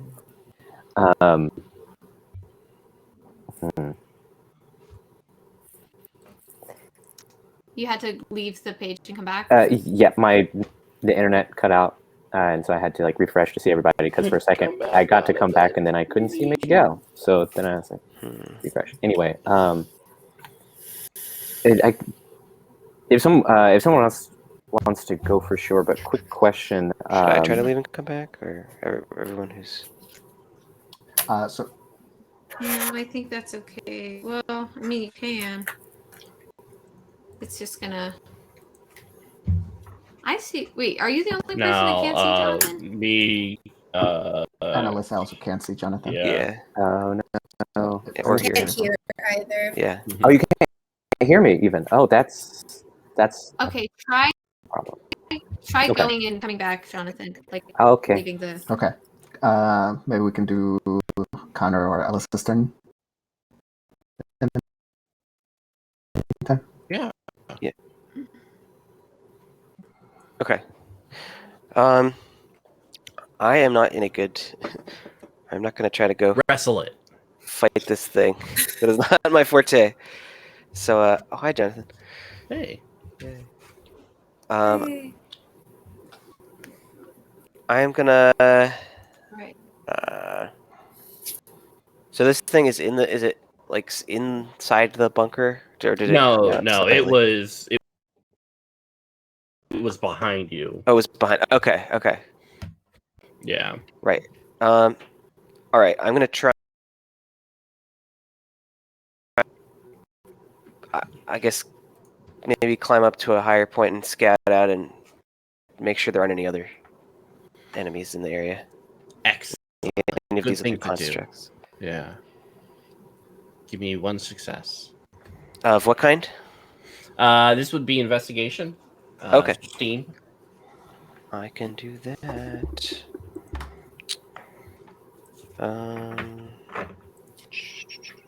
Yeah, this will work. I can give you one success. Excellent. It does appear to have brought some friends. Though they don't look like you understand that they're not constructs though. Looking at them. There's about 4 of them. And they're just kind of various ages. A lot of them kind of have that same like faraway look like the girl did the other night. But they're hanging back, just kind of watching from the tree line from afar.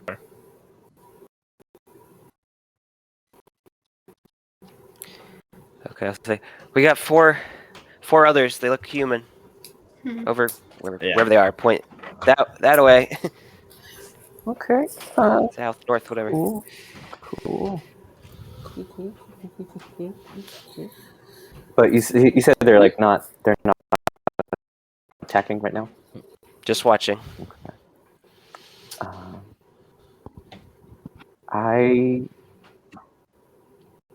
I have a question. I think for this air taser. It says 2 damage plus stun. Do I need 2 successes to have the damage and the stun, or is it just kind of rolled into one? Success. Yeah, just rolled into one. All right. Okay. I was about to say I could try and shoot for its eyes, but it seems like those don't seem to be particularly functional anyhow. Unsure. I'll just then. I would like to shoot this creature with my air taser so I can stun it. Excellent. A little damage. I'll just do the 1 success then. All right, perfect. Yeah, it kind of burns away more of the cloth of this person, and you see kind of the pipes and stuff sticking out of its back, some steam escaping from the mechanisms behind it, as electricity kind of courses through it, and it becomes more sluggish. And how about you, Rose? So what does seem like is its primary way of, like, I'm trying to think if I can take away whatever sense it's using to see and hear or find us, and focus his sense on something that won't be as helpful. Yeah. It looks like hearing. So I kind of think I wanted to. There were two things I wasn't sure which would work better, but I feel like the using because I also have the radio scanner, so I was thinking like of maybe playing some kind of a frequency that would disrupt it. But I think just taking away its hearing altogether makes more sense. So I will try to, I guess, like manipulate it into looking in my direction so that I can, or I don't really know exactly what the action would be, like what the stat would be to get it to. Well, we'll say for this instance, dexterity. Okay. And yeah. For this, you're gonna need 2 successes. What's dexterity, guys? I only have 2 suits in my hand, and it's not Oh, no. dexterity. That is not a club. It's one of them. Try to use your flesh somehow. I'm still really fleshy. I'm fleshy and geary. Just ask the creature if it would like some of your skin. Yeah. No, thank you. Give me your flesh. It's a good trade.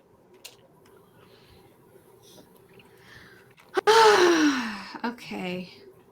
So that will not be helpful then. I'm just gonna try to confuse it. You could push the limit if you need to give yourself. Tell me about that. You discard a card and then play the top card of your deck blindly. Oh wait, I don't know if navigate would help here, but that lets me pick. I don't know how that works. That would help. Okay, yeah, I'll do that. Yeah, that the ability. Yeah, let's keep it interesting. Let's keep it fun. Keep it real. Yeah. Get rid of some of that flesh. Yeah, I'm gonna discard. Iris looks at the creature, considers trying to talk to it, and then does not. And I will discard one of my flesh cards. Hell nah. And let's see what's gonna be at the top of the deck. This is the Joker. Oh, is that a Joker? Ooh, nice. I have drawn the Fool. What does that mean? That's an auto success, right? Mm-hmm. Okay, so then, but I don't. How do you get more successes then in a game? I can't get another one, so it's still fail. Yeah. So, Wait, did you have one success at all? No. Oh, well, okay. Then yeah, that was not a. If you're not trained in it, are you? In what? Dexterity? No, I am. Oh, then you can play 2 cards. But I don't have another card to play. Oh man. Oh, you're out of no cards in hand. No, I have them, but they're not enough to get another success. You can push it again. Again? Oh, you can? Yeah, you can push it again. Come on. Yeah, just remember. Yeah, just remember your navigate skill. You discard the other card, so you only pick 1 out of the 2. Okay. Yeah. Well, I wasn't doing that. Okay. Hold on. 1. We need to get it. It needs to be a number. It needs to reach the number 8, right, in order to be a success. Mhm. Yeah, or be a suit. Yeah. I mean, I would need to discard again. So. Yeah. So you need a club. I mean, I haven't done anything that has had clubs this whole time, so there's a good chance it could be a club.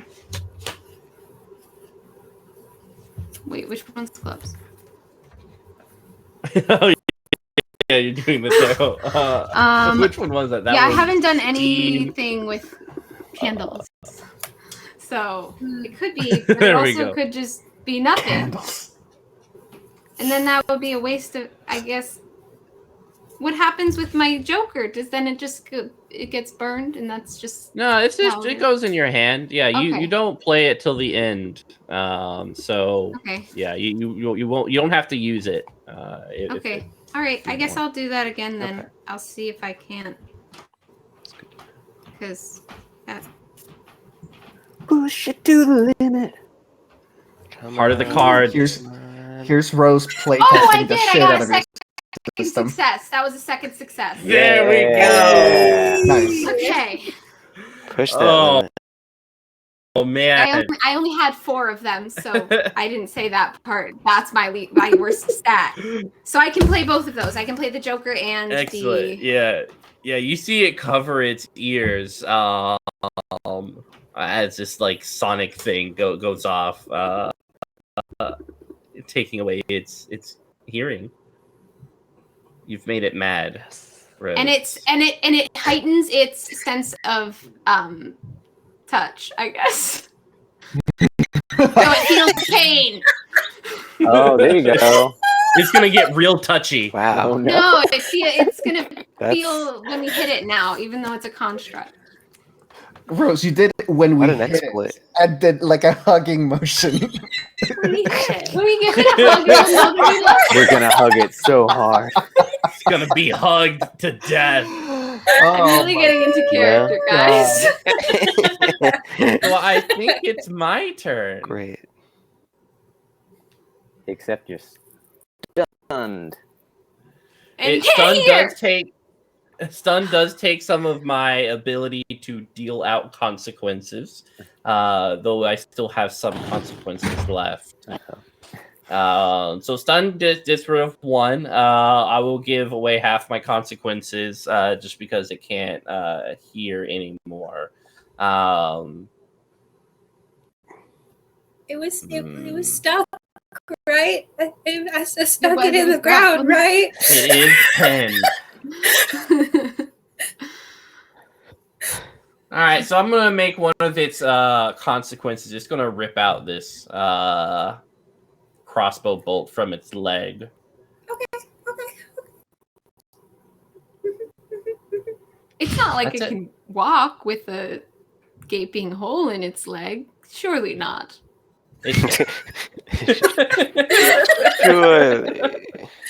Surely, yeah. Only it a kinda supernatural being could do that.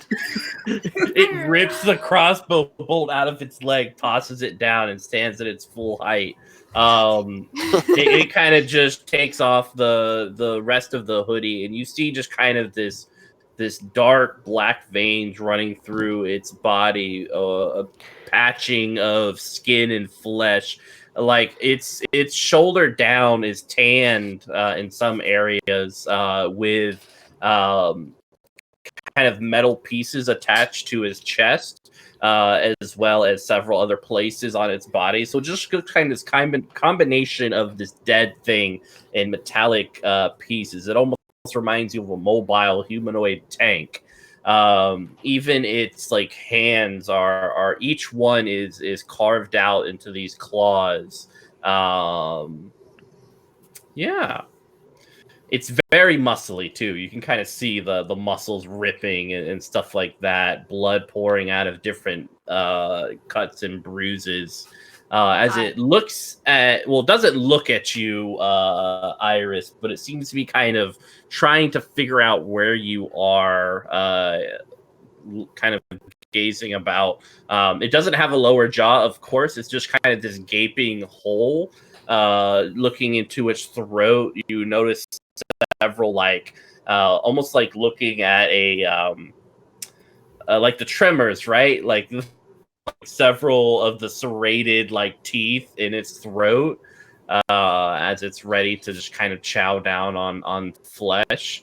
But yeah, it's ready to throw down. I say to Violet, now we can talk about it behind its back because it can't hear us. Isn't it creepy looking? Oh my god. It's very creepy looking. That was the ugliest effing hoodie I've ever seen. I know, right? So 2021. People haven't worn those since before the apocalypse. God. All right, your turn. Wow.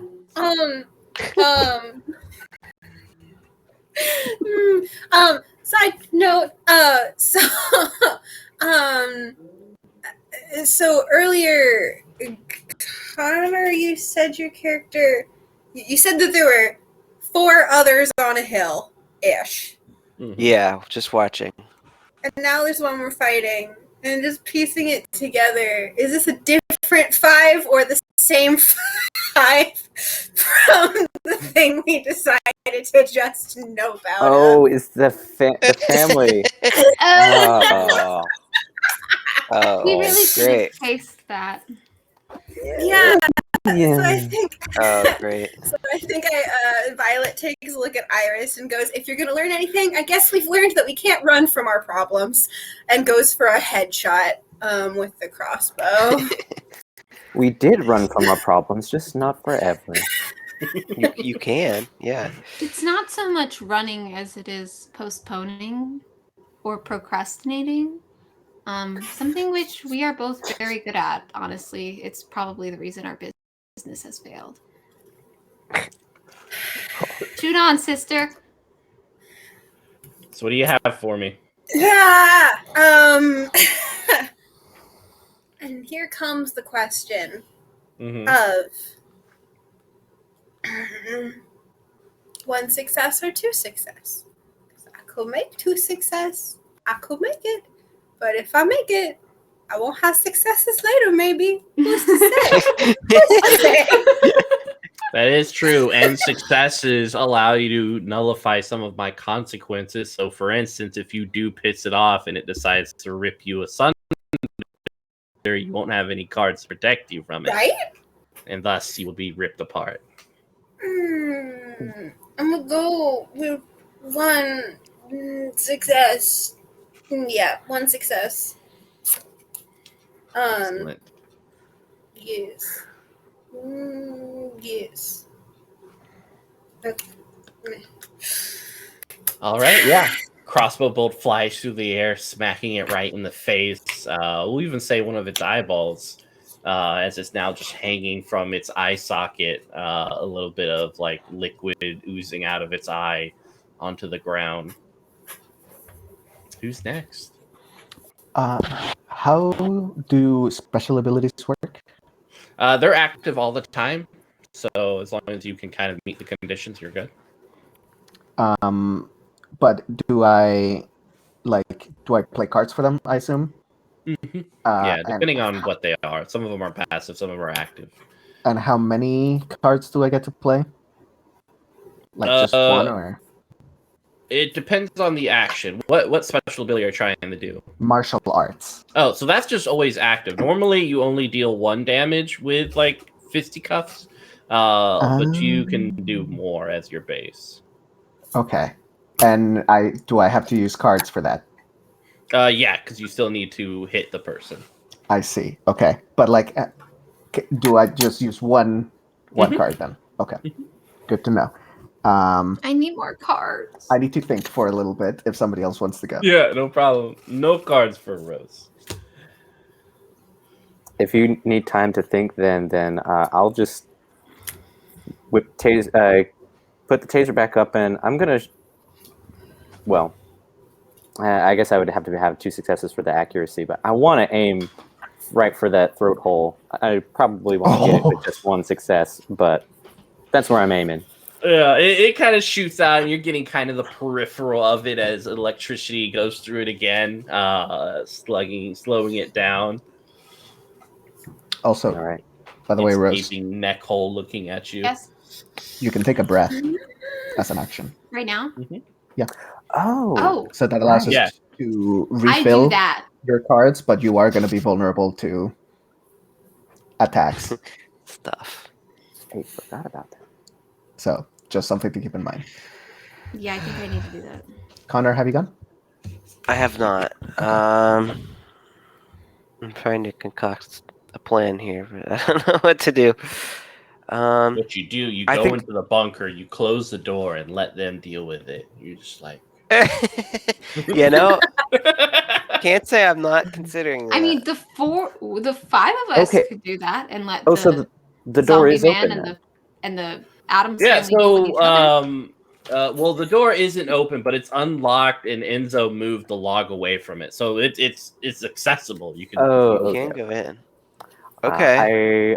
I thought about that, like using it to bottleneck this creature, but there's no telling that the inside is empty. Yeah, that's what I'm concerned. Is it going to be a bottleneck or a Okay, maybe pincer? we can convince the family to fight the monster. But I think Was it the monster the families? Like it was because it was 5 before, and there's 4 on the hill. And Wait, this is the family fifth the one. people that we're supposed to be rescuing from the bunker, guys? How many of them were there? I think 2 different families here. Yeah, Oh. There there's 2 is different ones. cannibal family who tried to Okay. blow us up and may have a tank for a child, and then the bunker family. All right. Who may also I'm be gonna- evil. Family. It's a family game. Family feud. I am going to try to go in to the bunker if I can get around this Yeah.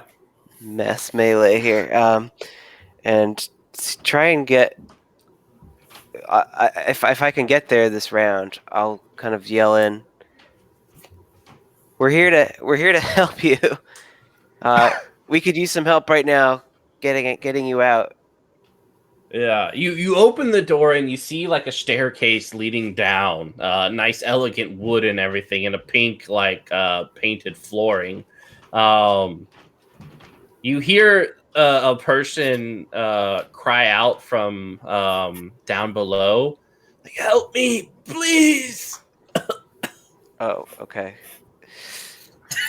Well, they're not in a position to help us. I think they weren't just trapped.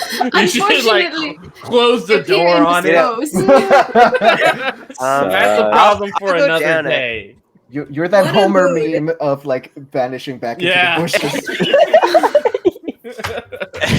Well, this is our mission. So I will go down and I'll try to at least see what's going on down here. Yeah, you kind of come up into this hallway and several circular chambers all around. Geez. There are the first thing you see is that there's a skeletal-like figure hung by several pieces of cloth. Other than that, there's a couple of other corpses. Some of them are not that old and still decomposing. But there is a mother and child in a corner, both like emaciated, starving, sickly, resting against a kitchen cupboard. Okay. Can I try to? Can I try to help them? I don't know. How bad is it looking? Yeah, you can go over this turn and start looking them over, but next turn you can start actually doing stuff to see what you can do to help them. Okay. Okay. I think I'm going to take out my crossbow and aim for. You said there was some like pipes and steam stuff coming out of its back. I'm gonna try to aim my crossbow bolt at those and try to jam it up. I'm using my Joker and a 4 of Wands for dexterity for 2 successes. Excellent. All right. Yeah, you kind of bend and crack one of the steam pipes, so you see some steam like kind of escape through the cracks as it's starting to kind of buckle down. Was that everyone? Mm-hmm. Yay, my turn! I did not go. Oh, I thought you were taking your recharging. breath. But then I felt like the situation was really dire, and I wasn't sure if It I is should. dire. We're fine. What happens if you run out of cards? What's the like? You in your just hand? blind pull. Yeah, you can either take like a turn to then catch your breath, or just play blindly, just draw the card, whatever That sounds card you fun. draw. Which I have an you'd be ability able for to- that, so I think that's fun. Mm-hmm. Okay, so I am going to try to turn this family on the creatures so they'll fight with us instead of against us. Oh, you're gonna use your flesh. Yeah, man. I start dancing around. God. No, Oh God. because they're a family. And first I say to Violet, thank God all our family is dead. And then I say to everyone else, to the other family, something along the lines of this creature has the power that you seek. Take it back. All I have left is an empathy test. All I have left is empathy, and it needs to empathy. Just one success is what I need. Okay, I will do that then. I will empathy them. Yeah, as you're looking at them, there is a rage and sadness to them, and you realize that one of them has a similar looking locket that the one that you guys ripped the legs off of and watched bleed out the other night. I definitely took that, but I'm not going to show it to them. Yeah. But you're like, no. huh, okay, so putting the pieces together a little bit as you're looking at them, this family has a paternal kind of relationship with this thing that you're fighting, and it looks like you killed one of their siblings the other night. So yeah, that's what you get from that. Oh, they don't listen. Okay, that's fine. Yeah, they. It seems like there's a little too much going on there to convince them to go after. Okay. Kill your family instead of us. Come on. Look at my flesh. Do it. Come on. We're your family now. All right, so it's turn. Oh dear. Cool. So Yeah. So very cool. It is going after the Technofont, who's been kicking its ass for the last couple. All right, so dear Technofont Enzo, you're dealing with 3 consequences. Damn. Very well. Can I react? Mhm. Can I resist these consequences? Mhm. I shall use a 3 of Pentacles and a 6 of Pentacles. That is 3 counter. Oh, snap! Very well done. Yeah, as it kind of rushes at you with a barrage of these clawed hands trying I to just rip you. hold it. Yeah. You're like Vin Diesel from Pitch Black. Vin Diesel is like me. This is true. Wait, okay, I have a question. So the reason that he got 3 successes was because he had 2 successes and they added together for a third? You can do that. Okay, cool. Good to know. Yeah, you can combine and such to. That's how you accrue like a decent amount of successes. All right, that's its turn. All the rest of his consequences have been nullified by shenanigans from some of you guys. So yeah, your turn. Excellent counterspell. Yeah. This is where if you use Yu-Gi-Oh cards, you're like Mirror Force. I know. That's what I was trying to be like. What's the Yu-Gi-Oh equivalent here? Like, what would you say? Like, yeah. Mirror Force. If no damage, it'd be. Oh god, I'm showing my age and nerdiness here. A Waboku just. Yeah, I No just damage. imagine Yu-Gi-Oh's voice like, and I turn the card. I don't know. You've activated my trap card. You will not be able to damage me this turn. There you This just time go. I realized- am going to take a breath and replenish my deck. I think I'm also going to take a breath because I am dick out of cards. Yay. Oh boy. Okay. But if we I am- all take a breath, it's just gonna attack us Wait, again. yeah, hold on. You take it. Right? I'll do something this round.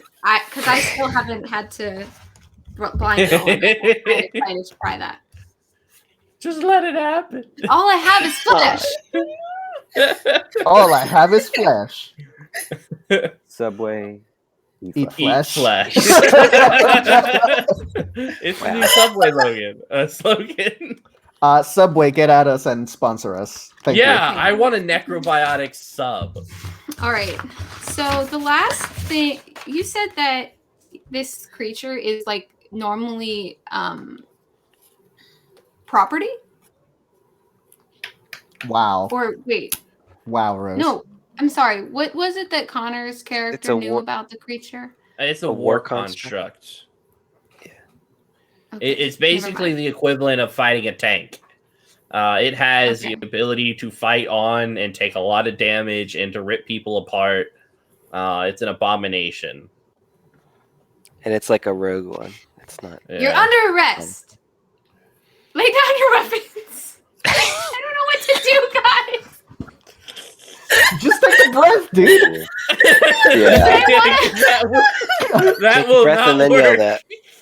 Okay, I just am gonna take a breath then, because there's nothing I can do until I have useful cards. Okay. You can always blind draw. But... So, I'm down in the bunker. I'm trying to patch these guys up, but I also want to find out where everyone is. Like, I'm gonna ask where's everyone else down here? Dead. Everyone? Ran out of food. Shit. Okay. Here, I'll reach into my bag and get some sort of ration, I guess, and I'll also start trying to heal if there are any visible wounds I can patch up or whatever. Yeah, it just looks like looking at it, just having starvation. At least they're not dehydrated. Okay. But yeah, you can kind of feed them a little bit. You know that it will get them a little bit of strength, but they're going to need help traveling. Okay. All right. In that case, once I give them that, I'm gonna try to. Oh, I guess I'll look around and see if I can find anything. See if I find anything that can help us take down this construct, like weapons. Give or me an investigation. If you can get 2 successes, I'll throw you in something. Okay, I have that. I have yes. One suit, 1 8, 2 successes. Yeah, looking around, you notice that there is a pistol on the kitchen counter. I mean, guns have gone out of fashion because, getting gunpowder, all that stuff, it's very hard to maintain and hard to keep up. So this is why crossbows and more melee blades are used nowadays.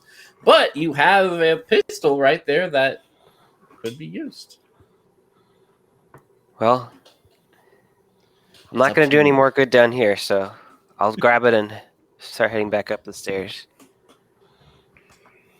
Yeah, you come back up at the top of the stairs. You guys see your architect friend come up with this black pistol in his hand, ready to throw down. Let's go.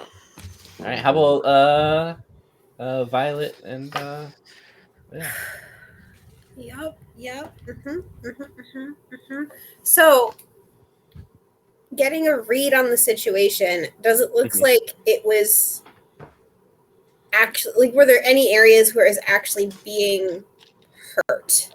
Like, are there vulnerable spots? Trying to actually target a piece that's going to hurt this thing instead of just firing repeatedly.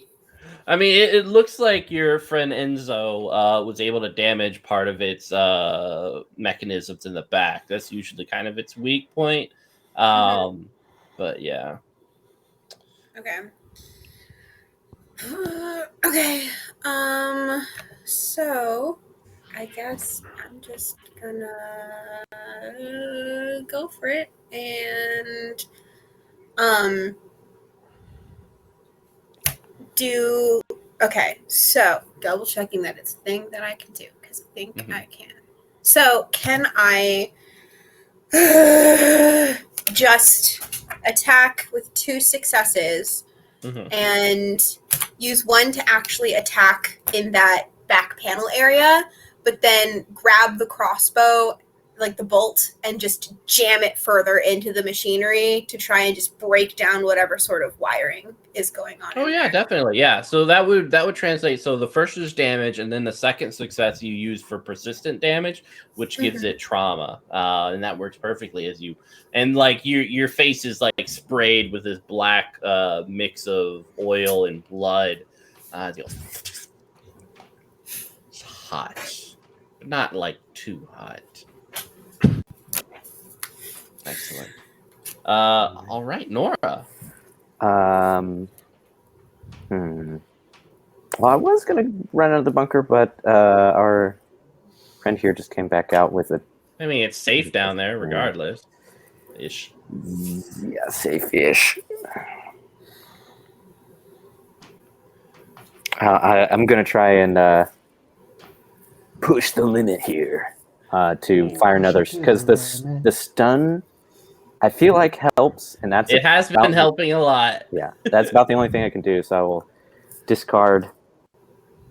I do have the navigate, which helps. Let's see.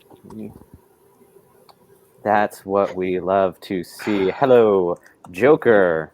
Nice. Ooh, nice. So, yep. So you zap it again. Excellent. All right, that's it for me. I think it's my turn.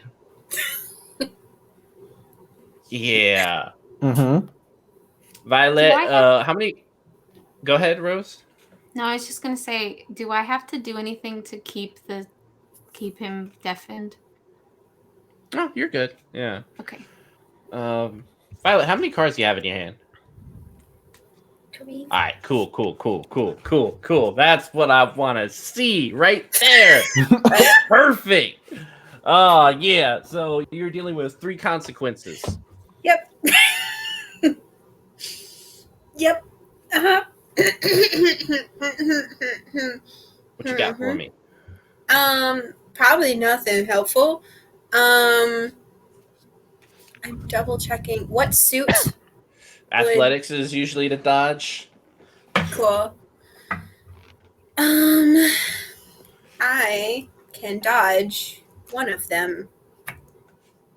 All right, perfect. So, you're taking 2 things of exhaustion. So, dealing with the first one, you're going to discard randomly 2 cards from your hand. Cool. Just double checking one thing, which is 4. And yeah. Cool. Okay. Well, I have no cards. No cards. So you had 2 cards in your hand? I had 3. I used 1 to dodge one of the consequences. I have 0 cards. Excellent. And so for the last exhaustion, since you don't have any cards, you take a trauma and steal. Okay.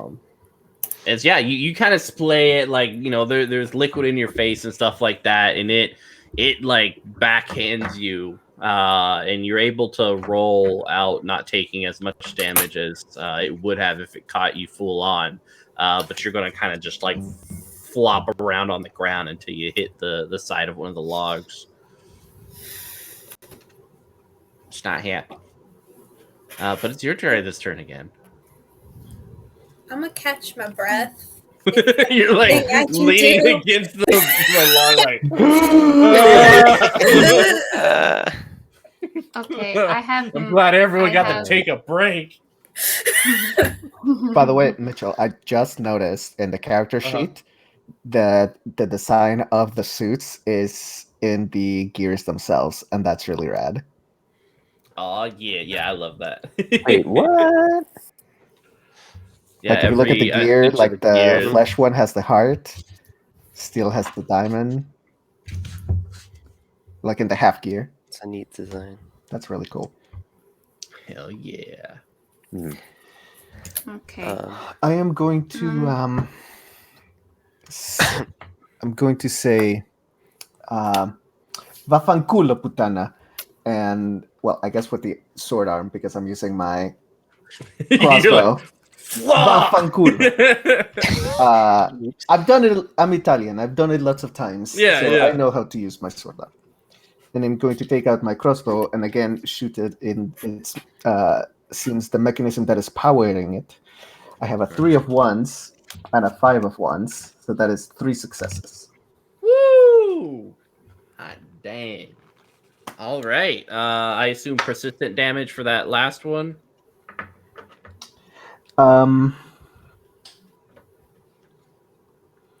Yes, All right, cool.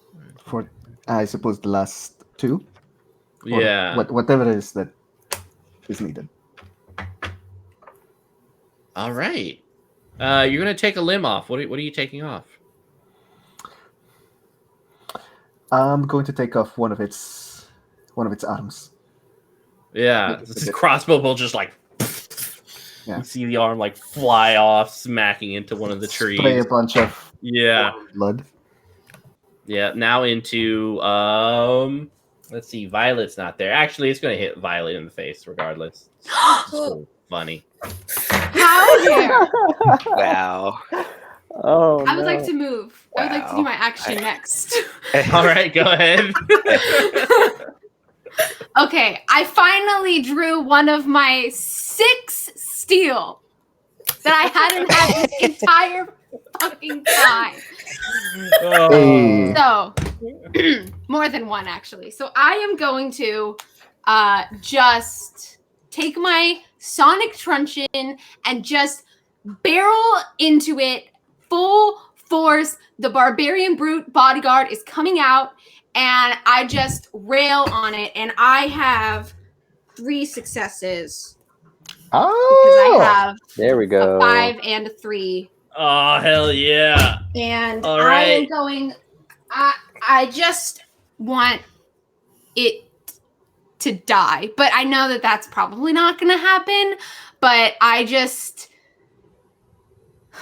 want to like rip its legs off or something like that. No, Also, it's actually, how do you do it? Because it's inoperable. Oh, So it is dead. excellent. Hell yeah. So, yeah. So I go. She's going for killing blow. She forgets that there's a human somewhere in there. When she sees the way that. Okay, this whole time she's been thinking there's a human somewhere in there,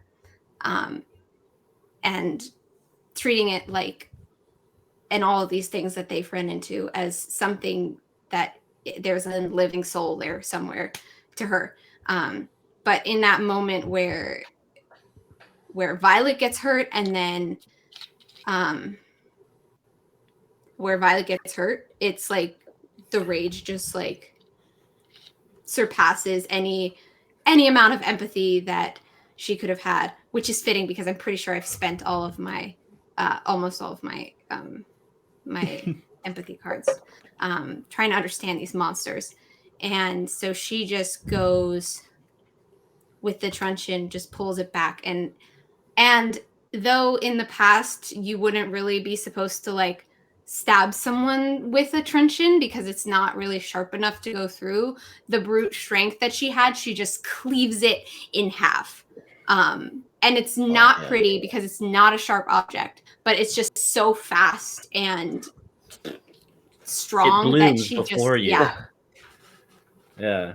It tulips. Tuliping. For you. Blood kind of shoots out and gets on Violet again. But it looks like everything is okay. Except for the 5, right? Or Yeah. no? Yeah, we should get inside quickly. Okay. They're just staring like They're still just watching. they look sad. We've defeated them. I was gonna say, Does this one also have a locket? No. Okay. Alphonse is just kind of like fiddling with this pistol, or Yeah. he was like getting ready to shoot, and like, oh, you guys got whoa. Yeah. it. Keep your finger But at if the I trigger. can make a play, I'm going to. I'll put that. I guess I'll holster it. I don't know. I'll put it in my pants and like my belt loop or whatever, and then go up to the construct and see if I can. So I have an ability to necroneurological programming, so I can access constructs programming and see the last commands that were entered. Yeah, go ahead. Give me that success. Just want to know. Oh, that's such a cool ability. Yeah, 1 success. Excellent. Yeah, poking around in its innards and its gears and mechanisms. Its last order was to protect the 5. Okay.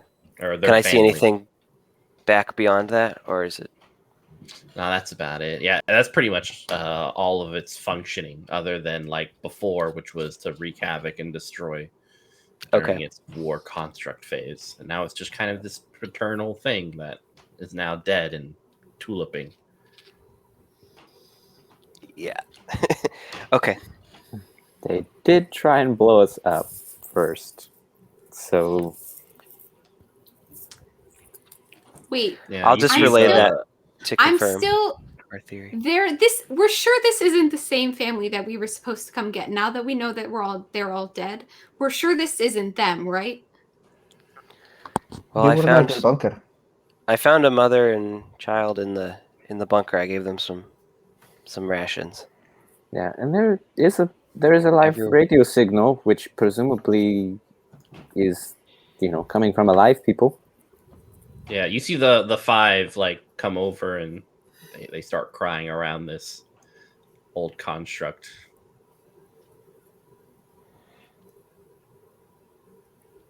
There's no need I to told cry you I anymore. wouldn't make that mistake again. Yeah, I think we just say no more, and I'm gonna go inside. That works. I'll follow. Perhaps I was wrong about you, Iris. Perhaps you can take care of yourself out here. I wish I could say that was a compliment.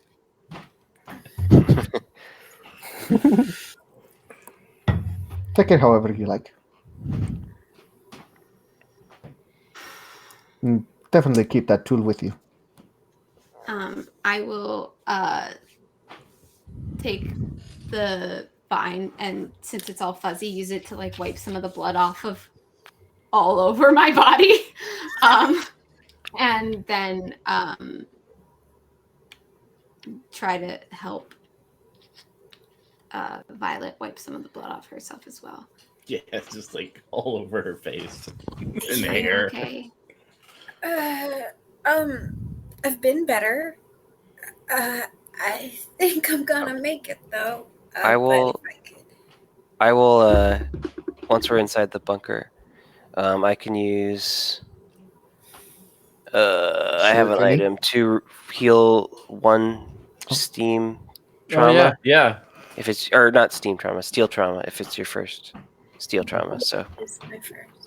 it's the Totipotent Stem Matrix. Very cool name. Wait, who are you healing? Violet. Violet, because I saw her get shellacked there. Fair enough.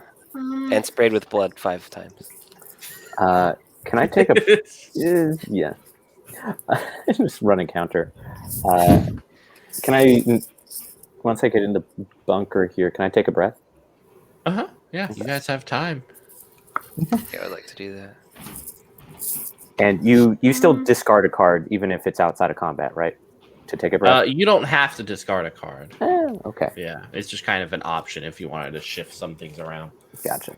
I do want to hang on to this. Okay. So we need to get these people out of here, right? But they're just sitting there? Yeah, it looks like they're too emaciated to kind of move much. Very weak. We'll have to help them. They said everyone else is dead, but we should check around just to be sure. We should check that signal. Be able to walk. It doesn't seem like food, like if they haven't eaten in a while, you kind of give them some nutrition, but like anything more would make them sick. So it's just kind of a process that will be a while. Can I pull out the radio that has the signal going and be like, do you know this voice? And they point to the hanging corpse. So this is recorded. Yeah. But they're not seeming like if we just say like, come on, let's go, they're not getting up. I mean, they'll try, but like it's very like. Are there any other rooms here in the bunker? Or is like this is it? Yeah, there's different rooms and everything. You see like a place for people to sleep and take showers. The restroom is gross as hell. Don't go there. And then the kitchen and stuff like that, and like a little gym. Okay. If you are French, what brings you to this side of the Alps?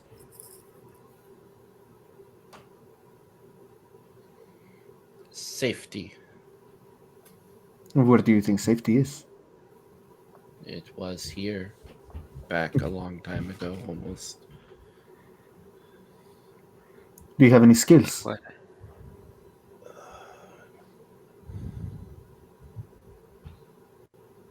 I don't know.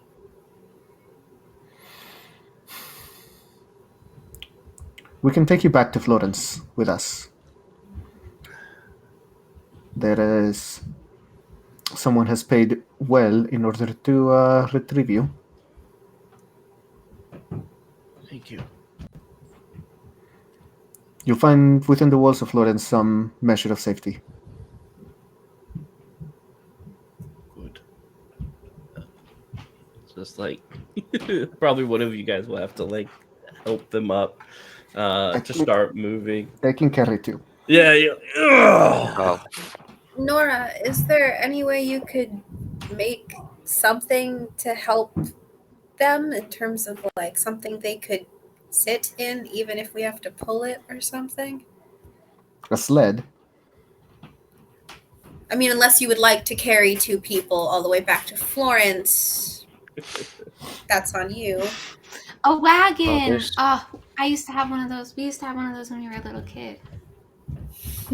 I remember.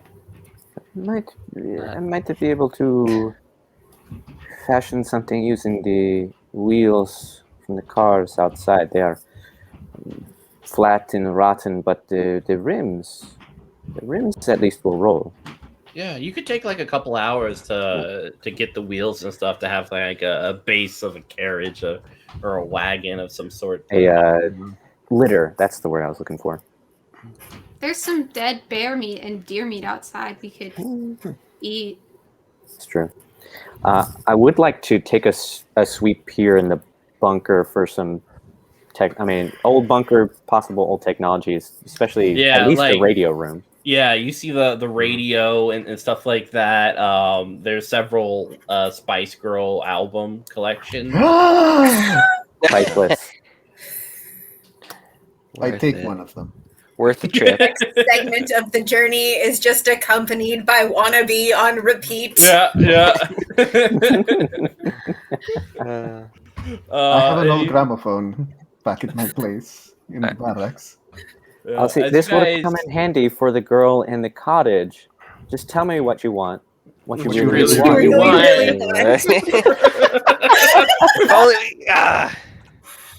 If only. Oh, but speaking of what- which, as you guys come up, the family is waiting for you.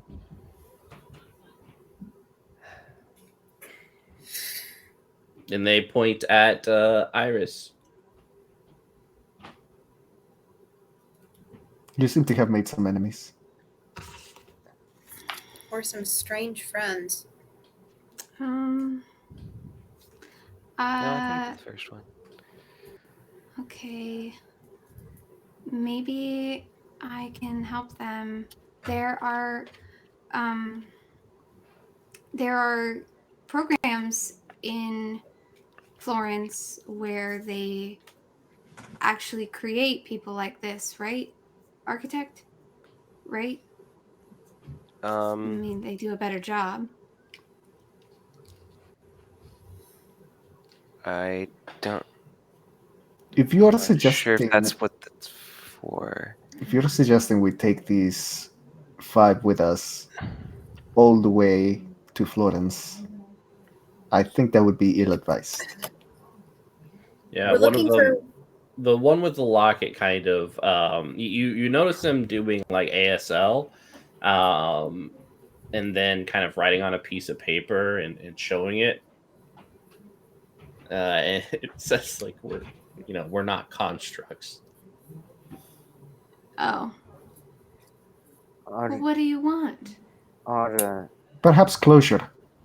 Do you have the... They know who you Cheat. are, so no use hiding. uh, I mean, I'll give it to them. And she shows you the piece of paper that says, "I forgive you."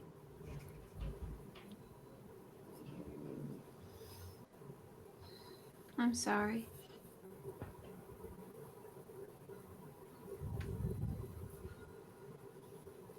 Nick, No. I don't hug her. That would be really inappropriate, I feel like. But I think Iris just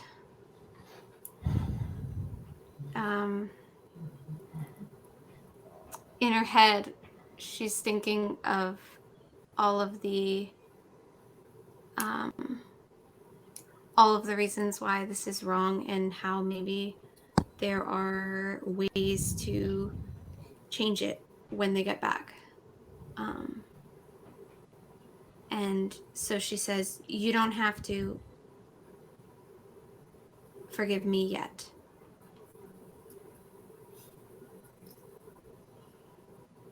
Alf, But thank you. Alphonse, you said that it looked like what you had studied before the work was done by an architect, or at least I mean, poor work, but architect work, yes? Which about what do you mean? I mean, Oh, the The girl, like yeah. stitched up, how they're stitched up and Mhm. things. Yes, it does. That's what I meant, not constructs. I meant there are Well, undead in Florence, right? No, they're so in Florence, disease and health and everything, pretty much every medical issue has been solved, primarily because you can just replace parts as you live out your life. So you can become like 200 years old and look like only like 80, or you could be 100 and look like 30, just because you can kind of replace a heart. If you lose an arm, you can replace an arm. Part of skin, burns, anything just kind of can be replaced by other pieces of flesh from other people, or from the dead. so what you're saying with these is looks like that was sort of done, but just very crudely. Mm-hmm. So yeah, I'll say this looks like an architect work, but not a very well trained one, or not one who had access to much. I am curious, did one of you do that work and reprogram who we encountered outside? And she'll write down on the piece of paper and say no. No. Do you know who did? The woman nods. Is Would this you tell? person a friend?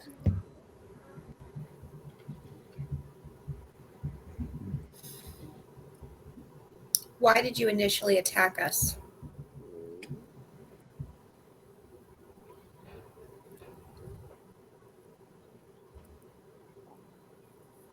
I think and they'll she'll write down on a piece of paper and show it, and you see like this crude drawing of a little a kid of some sort, with lettering underneath that says "need parts." Oh.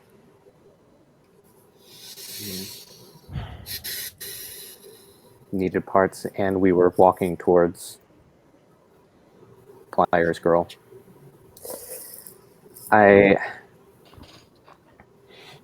It's unfortunate. It is part of the cruelty of the world we live in. For what it is worth, I'm sorry for everything that has transpired. I will give one. I'll pull out one of the Spice Girl albums. I will give it to them and just walk past and exit. Yeah. All right. Depending on what album, we'll go into combat. The classic "Sorry for Your Loss" gift. The Spice Girls album.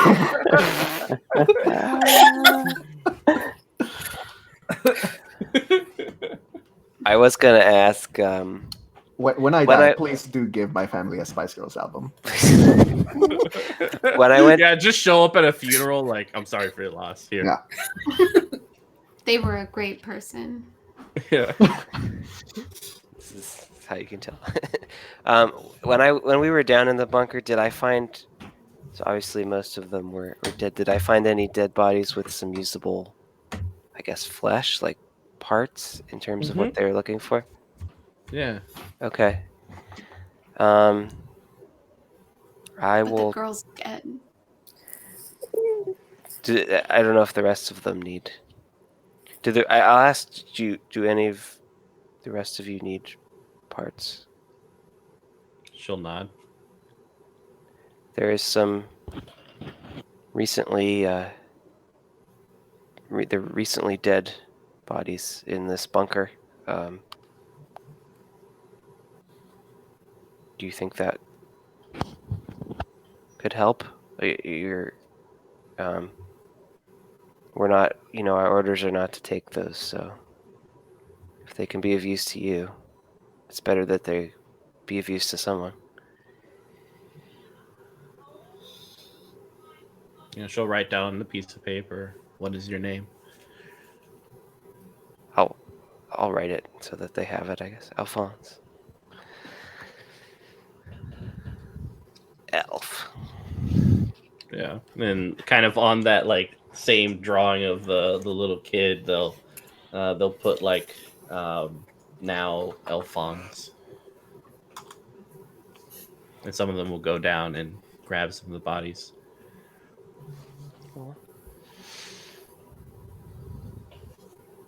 Yeah. So you guys heading back? Yeah, I think we better get these folks to safety. Back to Florence. Yeah. Excellent. Yeah, the trip back is less traumatic as it was getting here, thankfully. Still a rough time about it. Going back kind of past the cabin, you see a grave with a cross set upon it. And yeah. Which is pretty rare to see in these times, correct? Mm-hmm. I'll take the thing and like tie it in a bow and put it on the grave. I'll do the sign of the cross, even though it's more of a cultural thing than a religious thing. Yeah. Like even in like Florence, like religion is kind of passed on by, and replacing it has just been the cold hard calculating science. Yeah. Equations. I think for Nora, she's encountered bandits and cannibals and animals. She's not encountered like a family like this, so she's going to be processing that one for a while. No pun intended. Yeah. As is Alphonse. I think he'll just like randomly on the way back just start weeping for like a long time as the trauma finally starts to process. I think Excellent. So, go ahead, Violet. I was just gonna say, I think Violet is processing, but has a little bit less regret than some of the other people in the party, because at the end of the day, at least in her brain, they attacked us, and if that never happened, we never had the first blow. So it's an unfortunate situation, but I think Violet kind of just views it as that's an unfortunate situation. Yeah. On the way back, I would like to use one of my skills that I have not had a chance to use. Ooh. One of my special abilities, which is soothing words. And on the way back, I'll recite the poem. E quando dal nevoso aereo inquiete, tenebre lunghi all'universo meni, sempre scendi invocata, e le secrete, vie del mio cor suavemente tieni.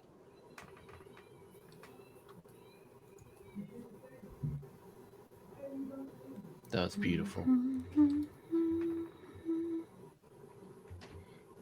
Coming back, Thank you for that. You guys bring back the family. There's like this tears in their eyes as they hug each other. Go to see medical assistants at the Citadel. Yeah, it's a beautiful moment, and even despite kind of going through that horrific time, like just seeing family in some retrospect, right? You most of you live alone. Not really much of a connection with people. It's hard to connect with people nowadays, regardless. But at least today you got to see two families in some way, or at least the last couple days. So for the epilogue, where does everyone go from here?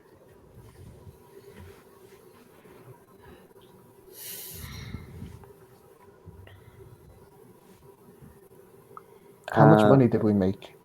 Yeah. I'm just curious about not like the amount, but the sort of level of wealth, because that informs what we are able to do. Yeah, it's so wealth is not that much of it's not a big deal anymore because there really isn't anything to spend it on. Okay. For the most part, everyone's needs are taken care of because humanity is necessary in order to continue. So no one's like starving or anything like that. And while the wealthy have kind of been replaced by scientists in terms of like social respect. So you get some money that will allow you to kind of like, maybe spend it on dessert or maybe buy your own construct or have like a construct drawn horse. Maybe take off a few weeks even. But yeah.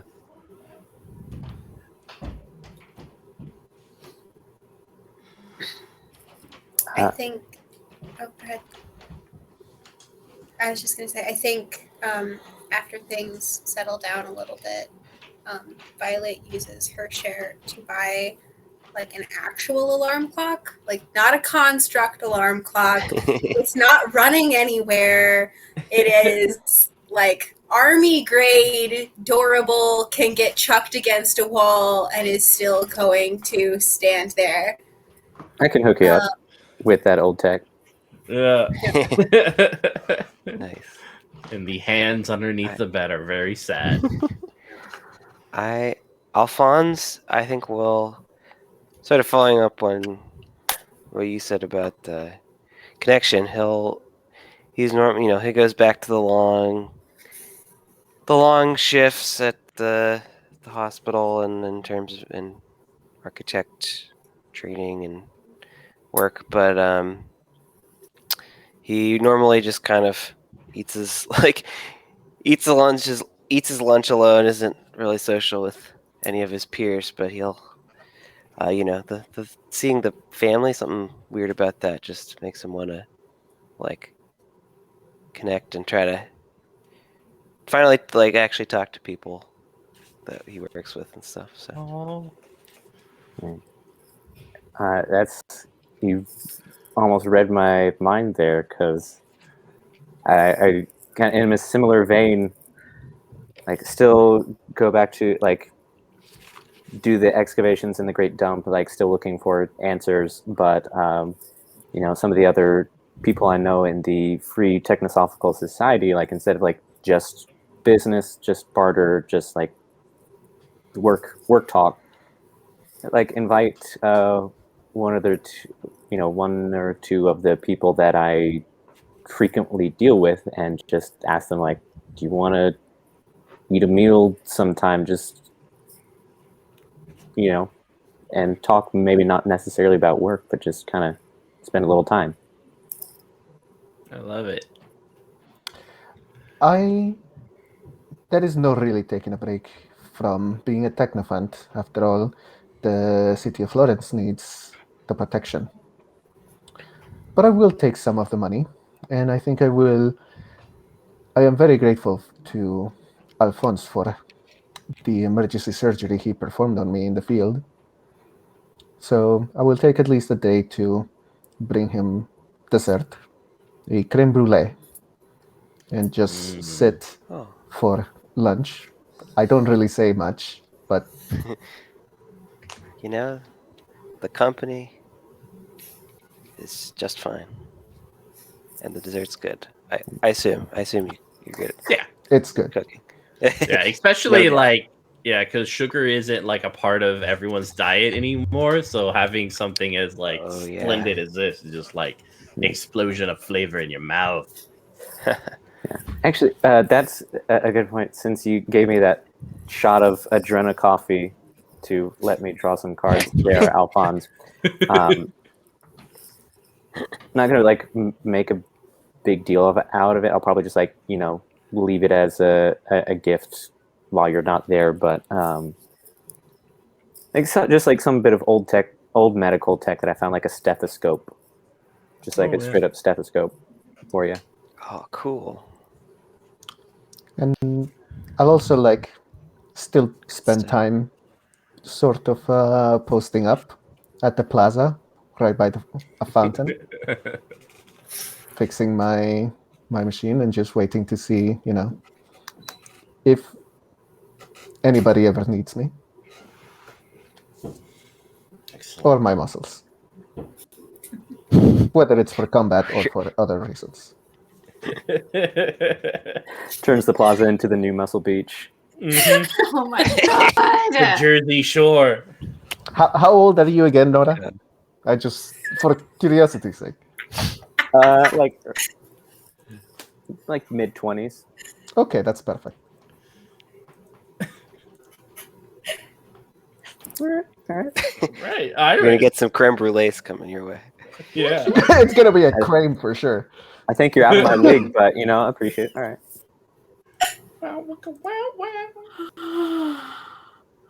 Yeah, so I think in Iris's epilogue scene, we definitely see that alarm clock ringing, but then she's already awake.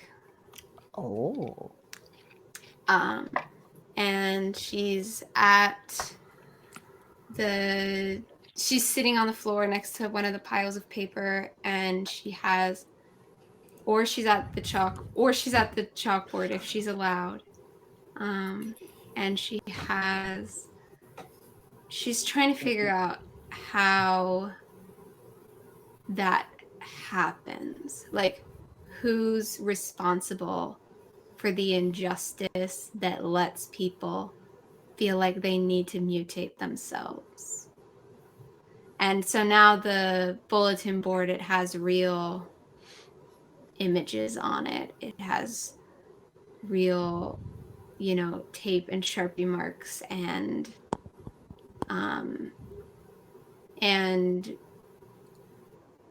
And then, so the alarm goes off, and she looks over at Violet and says, "How'd you sleep?"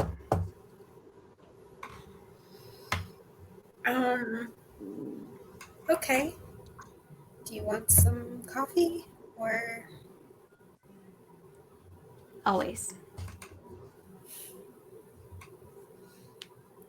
So I kind of imagine like a little bit of like fade to black, but like both of them sitting in front of the cork board, moving things around and working on it together. And we end with a slight knocking, scraping sound against your door, Iris.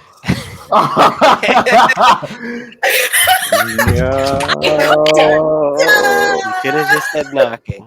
And that's it. You're the one who told them Great not to sound. forgive you Steal yet. cards, steal cards, steal cards, steal cards, steal cards, steal cards. Don't forgive me. Not Yay, yet. good job, guys. You Yay! survived. Yay! Yay! Oh my god, thank you for running this, Mitchell. This was This super is fun. That was amazing. Yeah, this Thank was so you. cool. It was a lot of fun. You guys were amazing. All Yay. right, So folks. hardcore too. Thank you. I'm gonna, if people would like to continue chatting about this game, or I know some, like, if you have questions about it for Mitchell or things like that, I'm sure I don't know if you'd be, it's a little bit late, but if people want to like debrief or whatever, you can jump in the Discord. I do think I'm going to close down the stream though, because it is late. Yeah. And that was amazing. Thank you, players. Thank you, Mitchell, for bringing this game to us to share. Of course. Thank you. Thank you, everyone who Is the listened. Is the and Kickstarter played. still open? It is. Yeah. Yeah, the It is. Kickstarter is still Everybody- up and out. Go to the Kickstarter. There's 9 days to go. You have 9 days to support this totally baller game that we all had a lot of fun with. I'm posting it in the chat. I mean, I know I'm gonna hop on that Yeah. Kickstarter now. That was It's was so wild. cool. So Check good. it out. It's gonna be I I want went to to- run. I want you to come run a campaign in Qualmar of this game. It is Oh my God. so. I want to see what happens after, especially with Iris and Violet. And, yeah. Look, I'm Oh, not yeah. saying I won't play that. I mean, I'm not saying I need to play that, but I would. You would. It'll be great. Oh yeah. Same. And this guy lives around in the Maryland area, Alyssa. We're gonna Yeah, drag you I'm into I'm we're in gonna drag you. I'm in Baltimore. Let's do it. I think we're Silver actually Spring. going. Oh, nice. Yeah, I think we're actually going to have a party next week for Necrobiotic at a local game store. So, Oh, cool. uh, That's awesome. Oh man. Well, maybe I- I'll be there. As it so happens, I will be in Silver Spring this weekend. I usually live there, but quarantine, I'm back in Texas. But oh yeah. my plans are in the works to go back up to Silver Spring. So, yay, Maryland! Oh man, Okay, and let's yeah, continue this. Let's continue Yeah, this. yeah, yeah, yeah. This is Happy Playtest Tuesday, everyone. Thank you for coming to support. Make sure to do all the TTRPG things. All right. Thank you and good night. And please keep rolling The the dice. dice. The dice.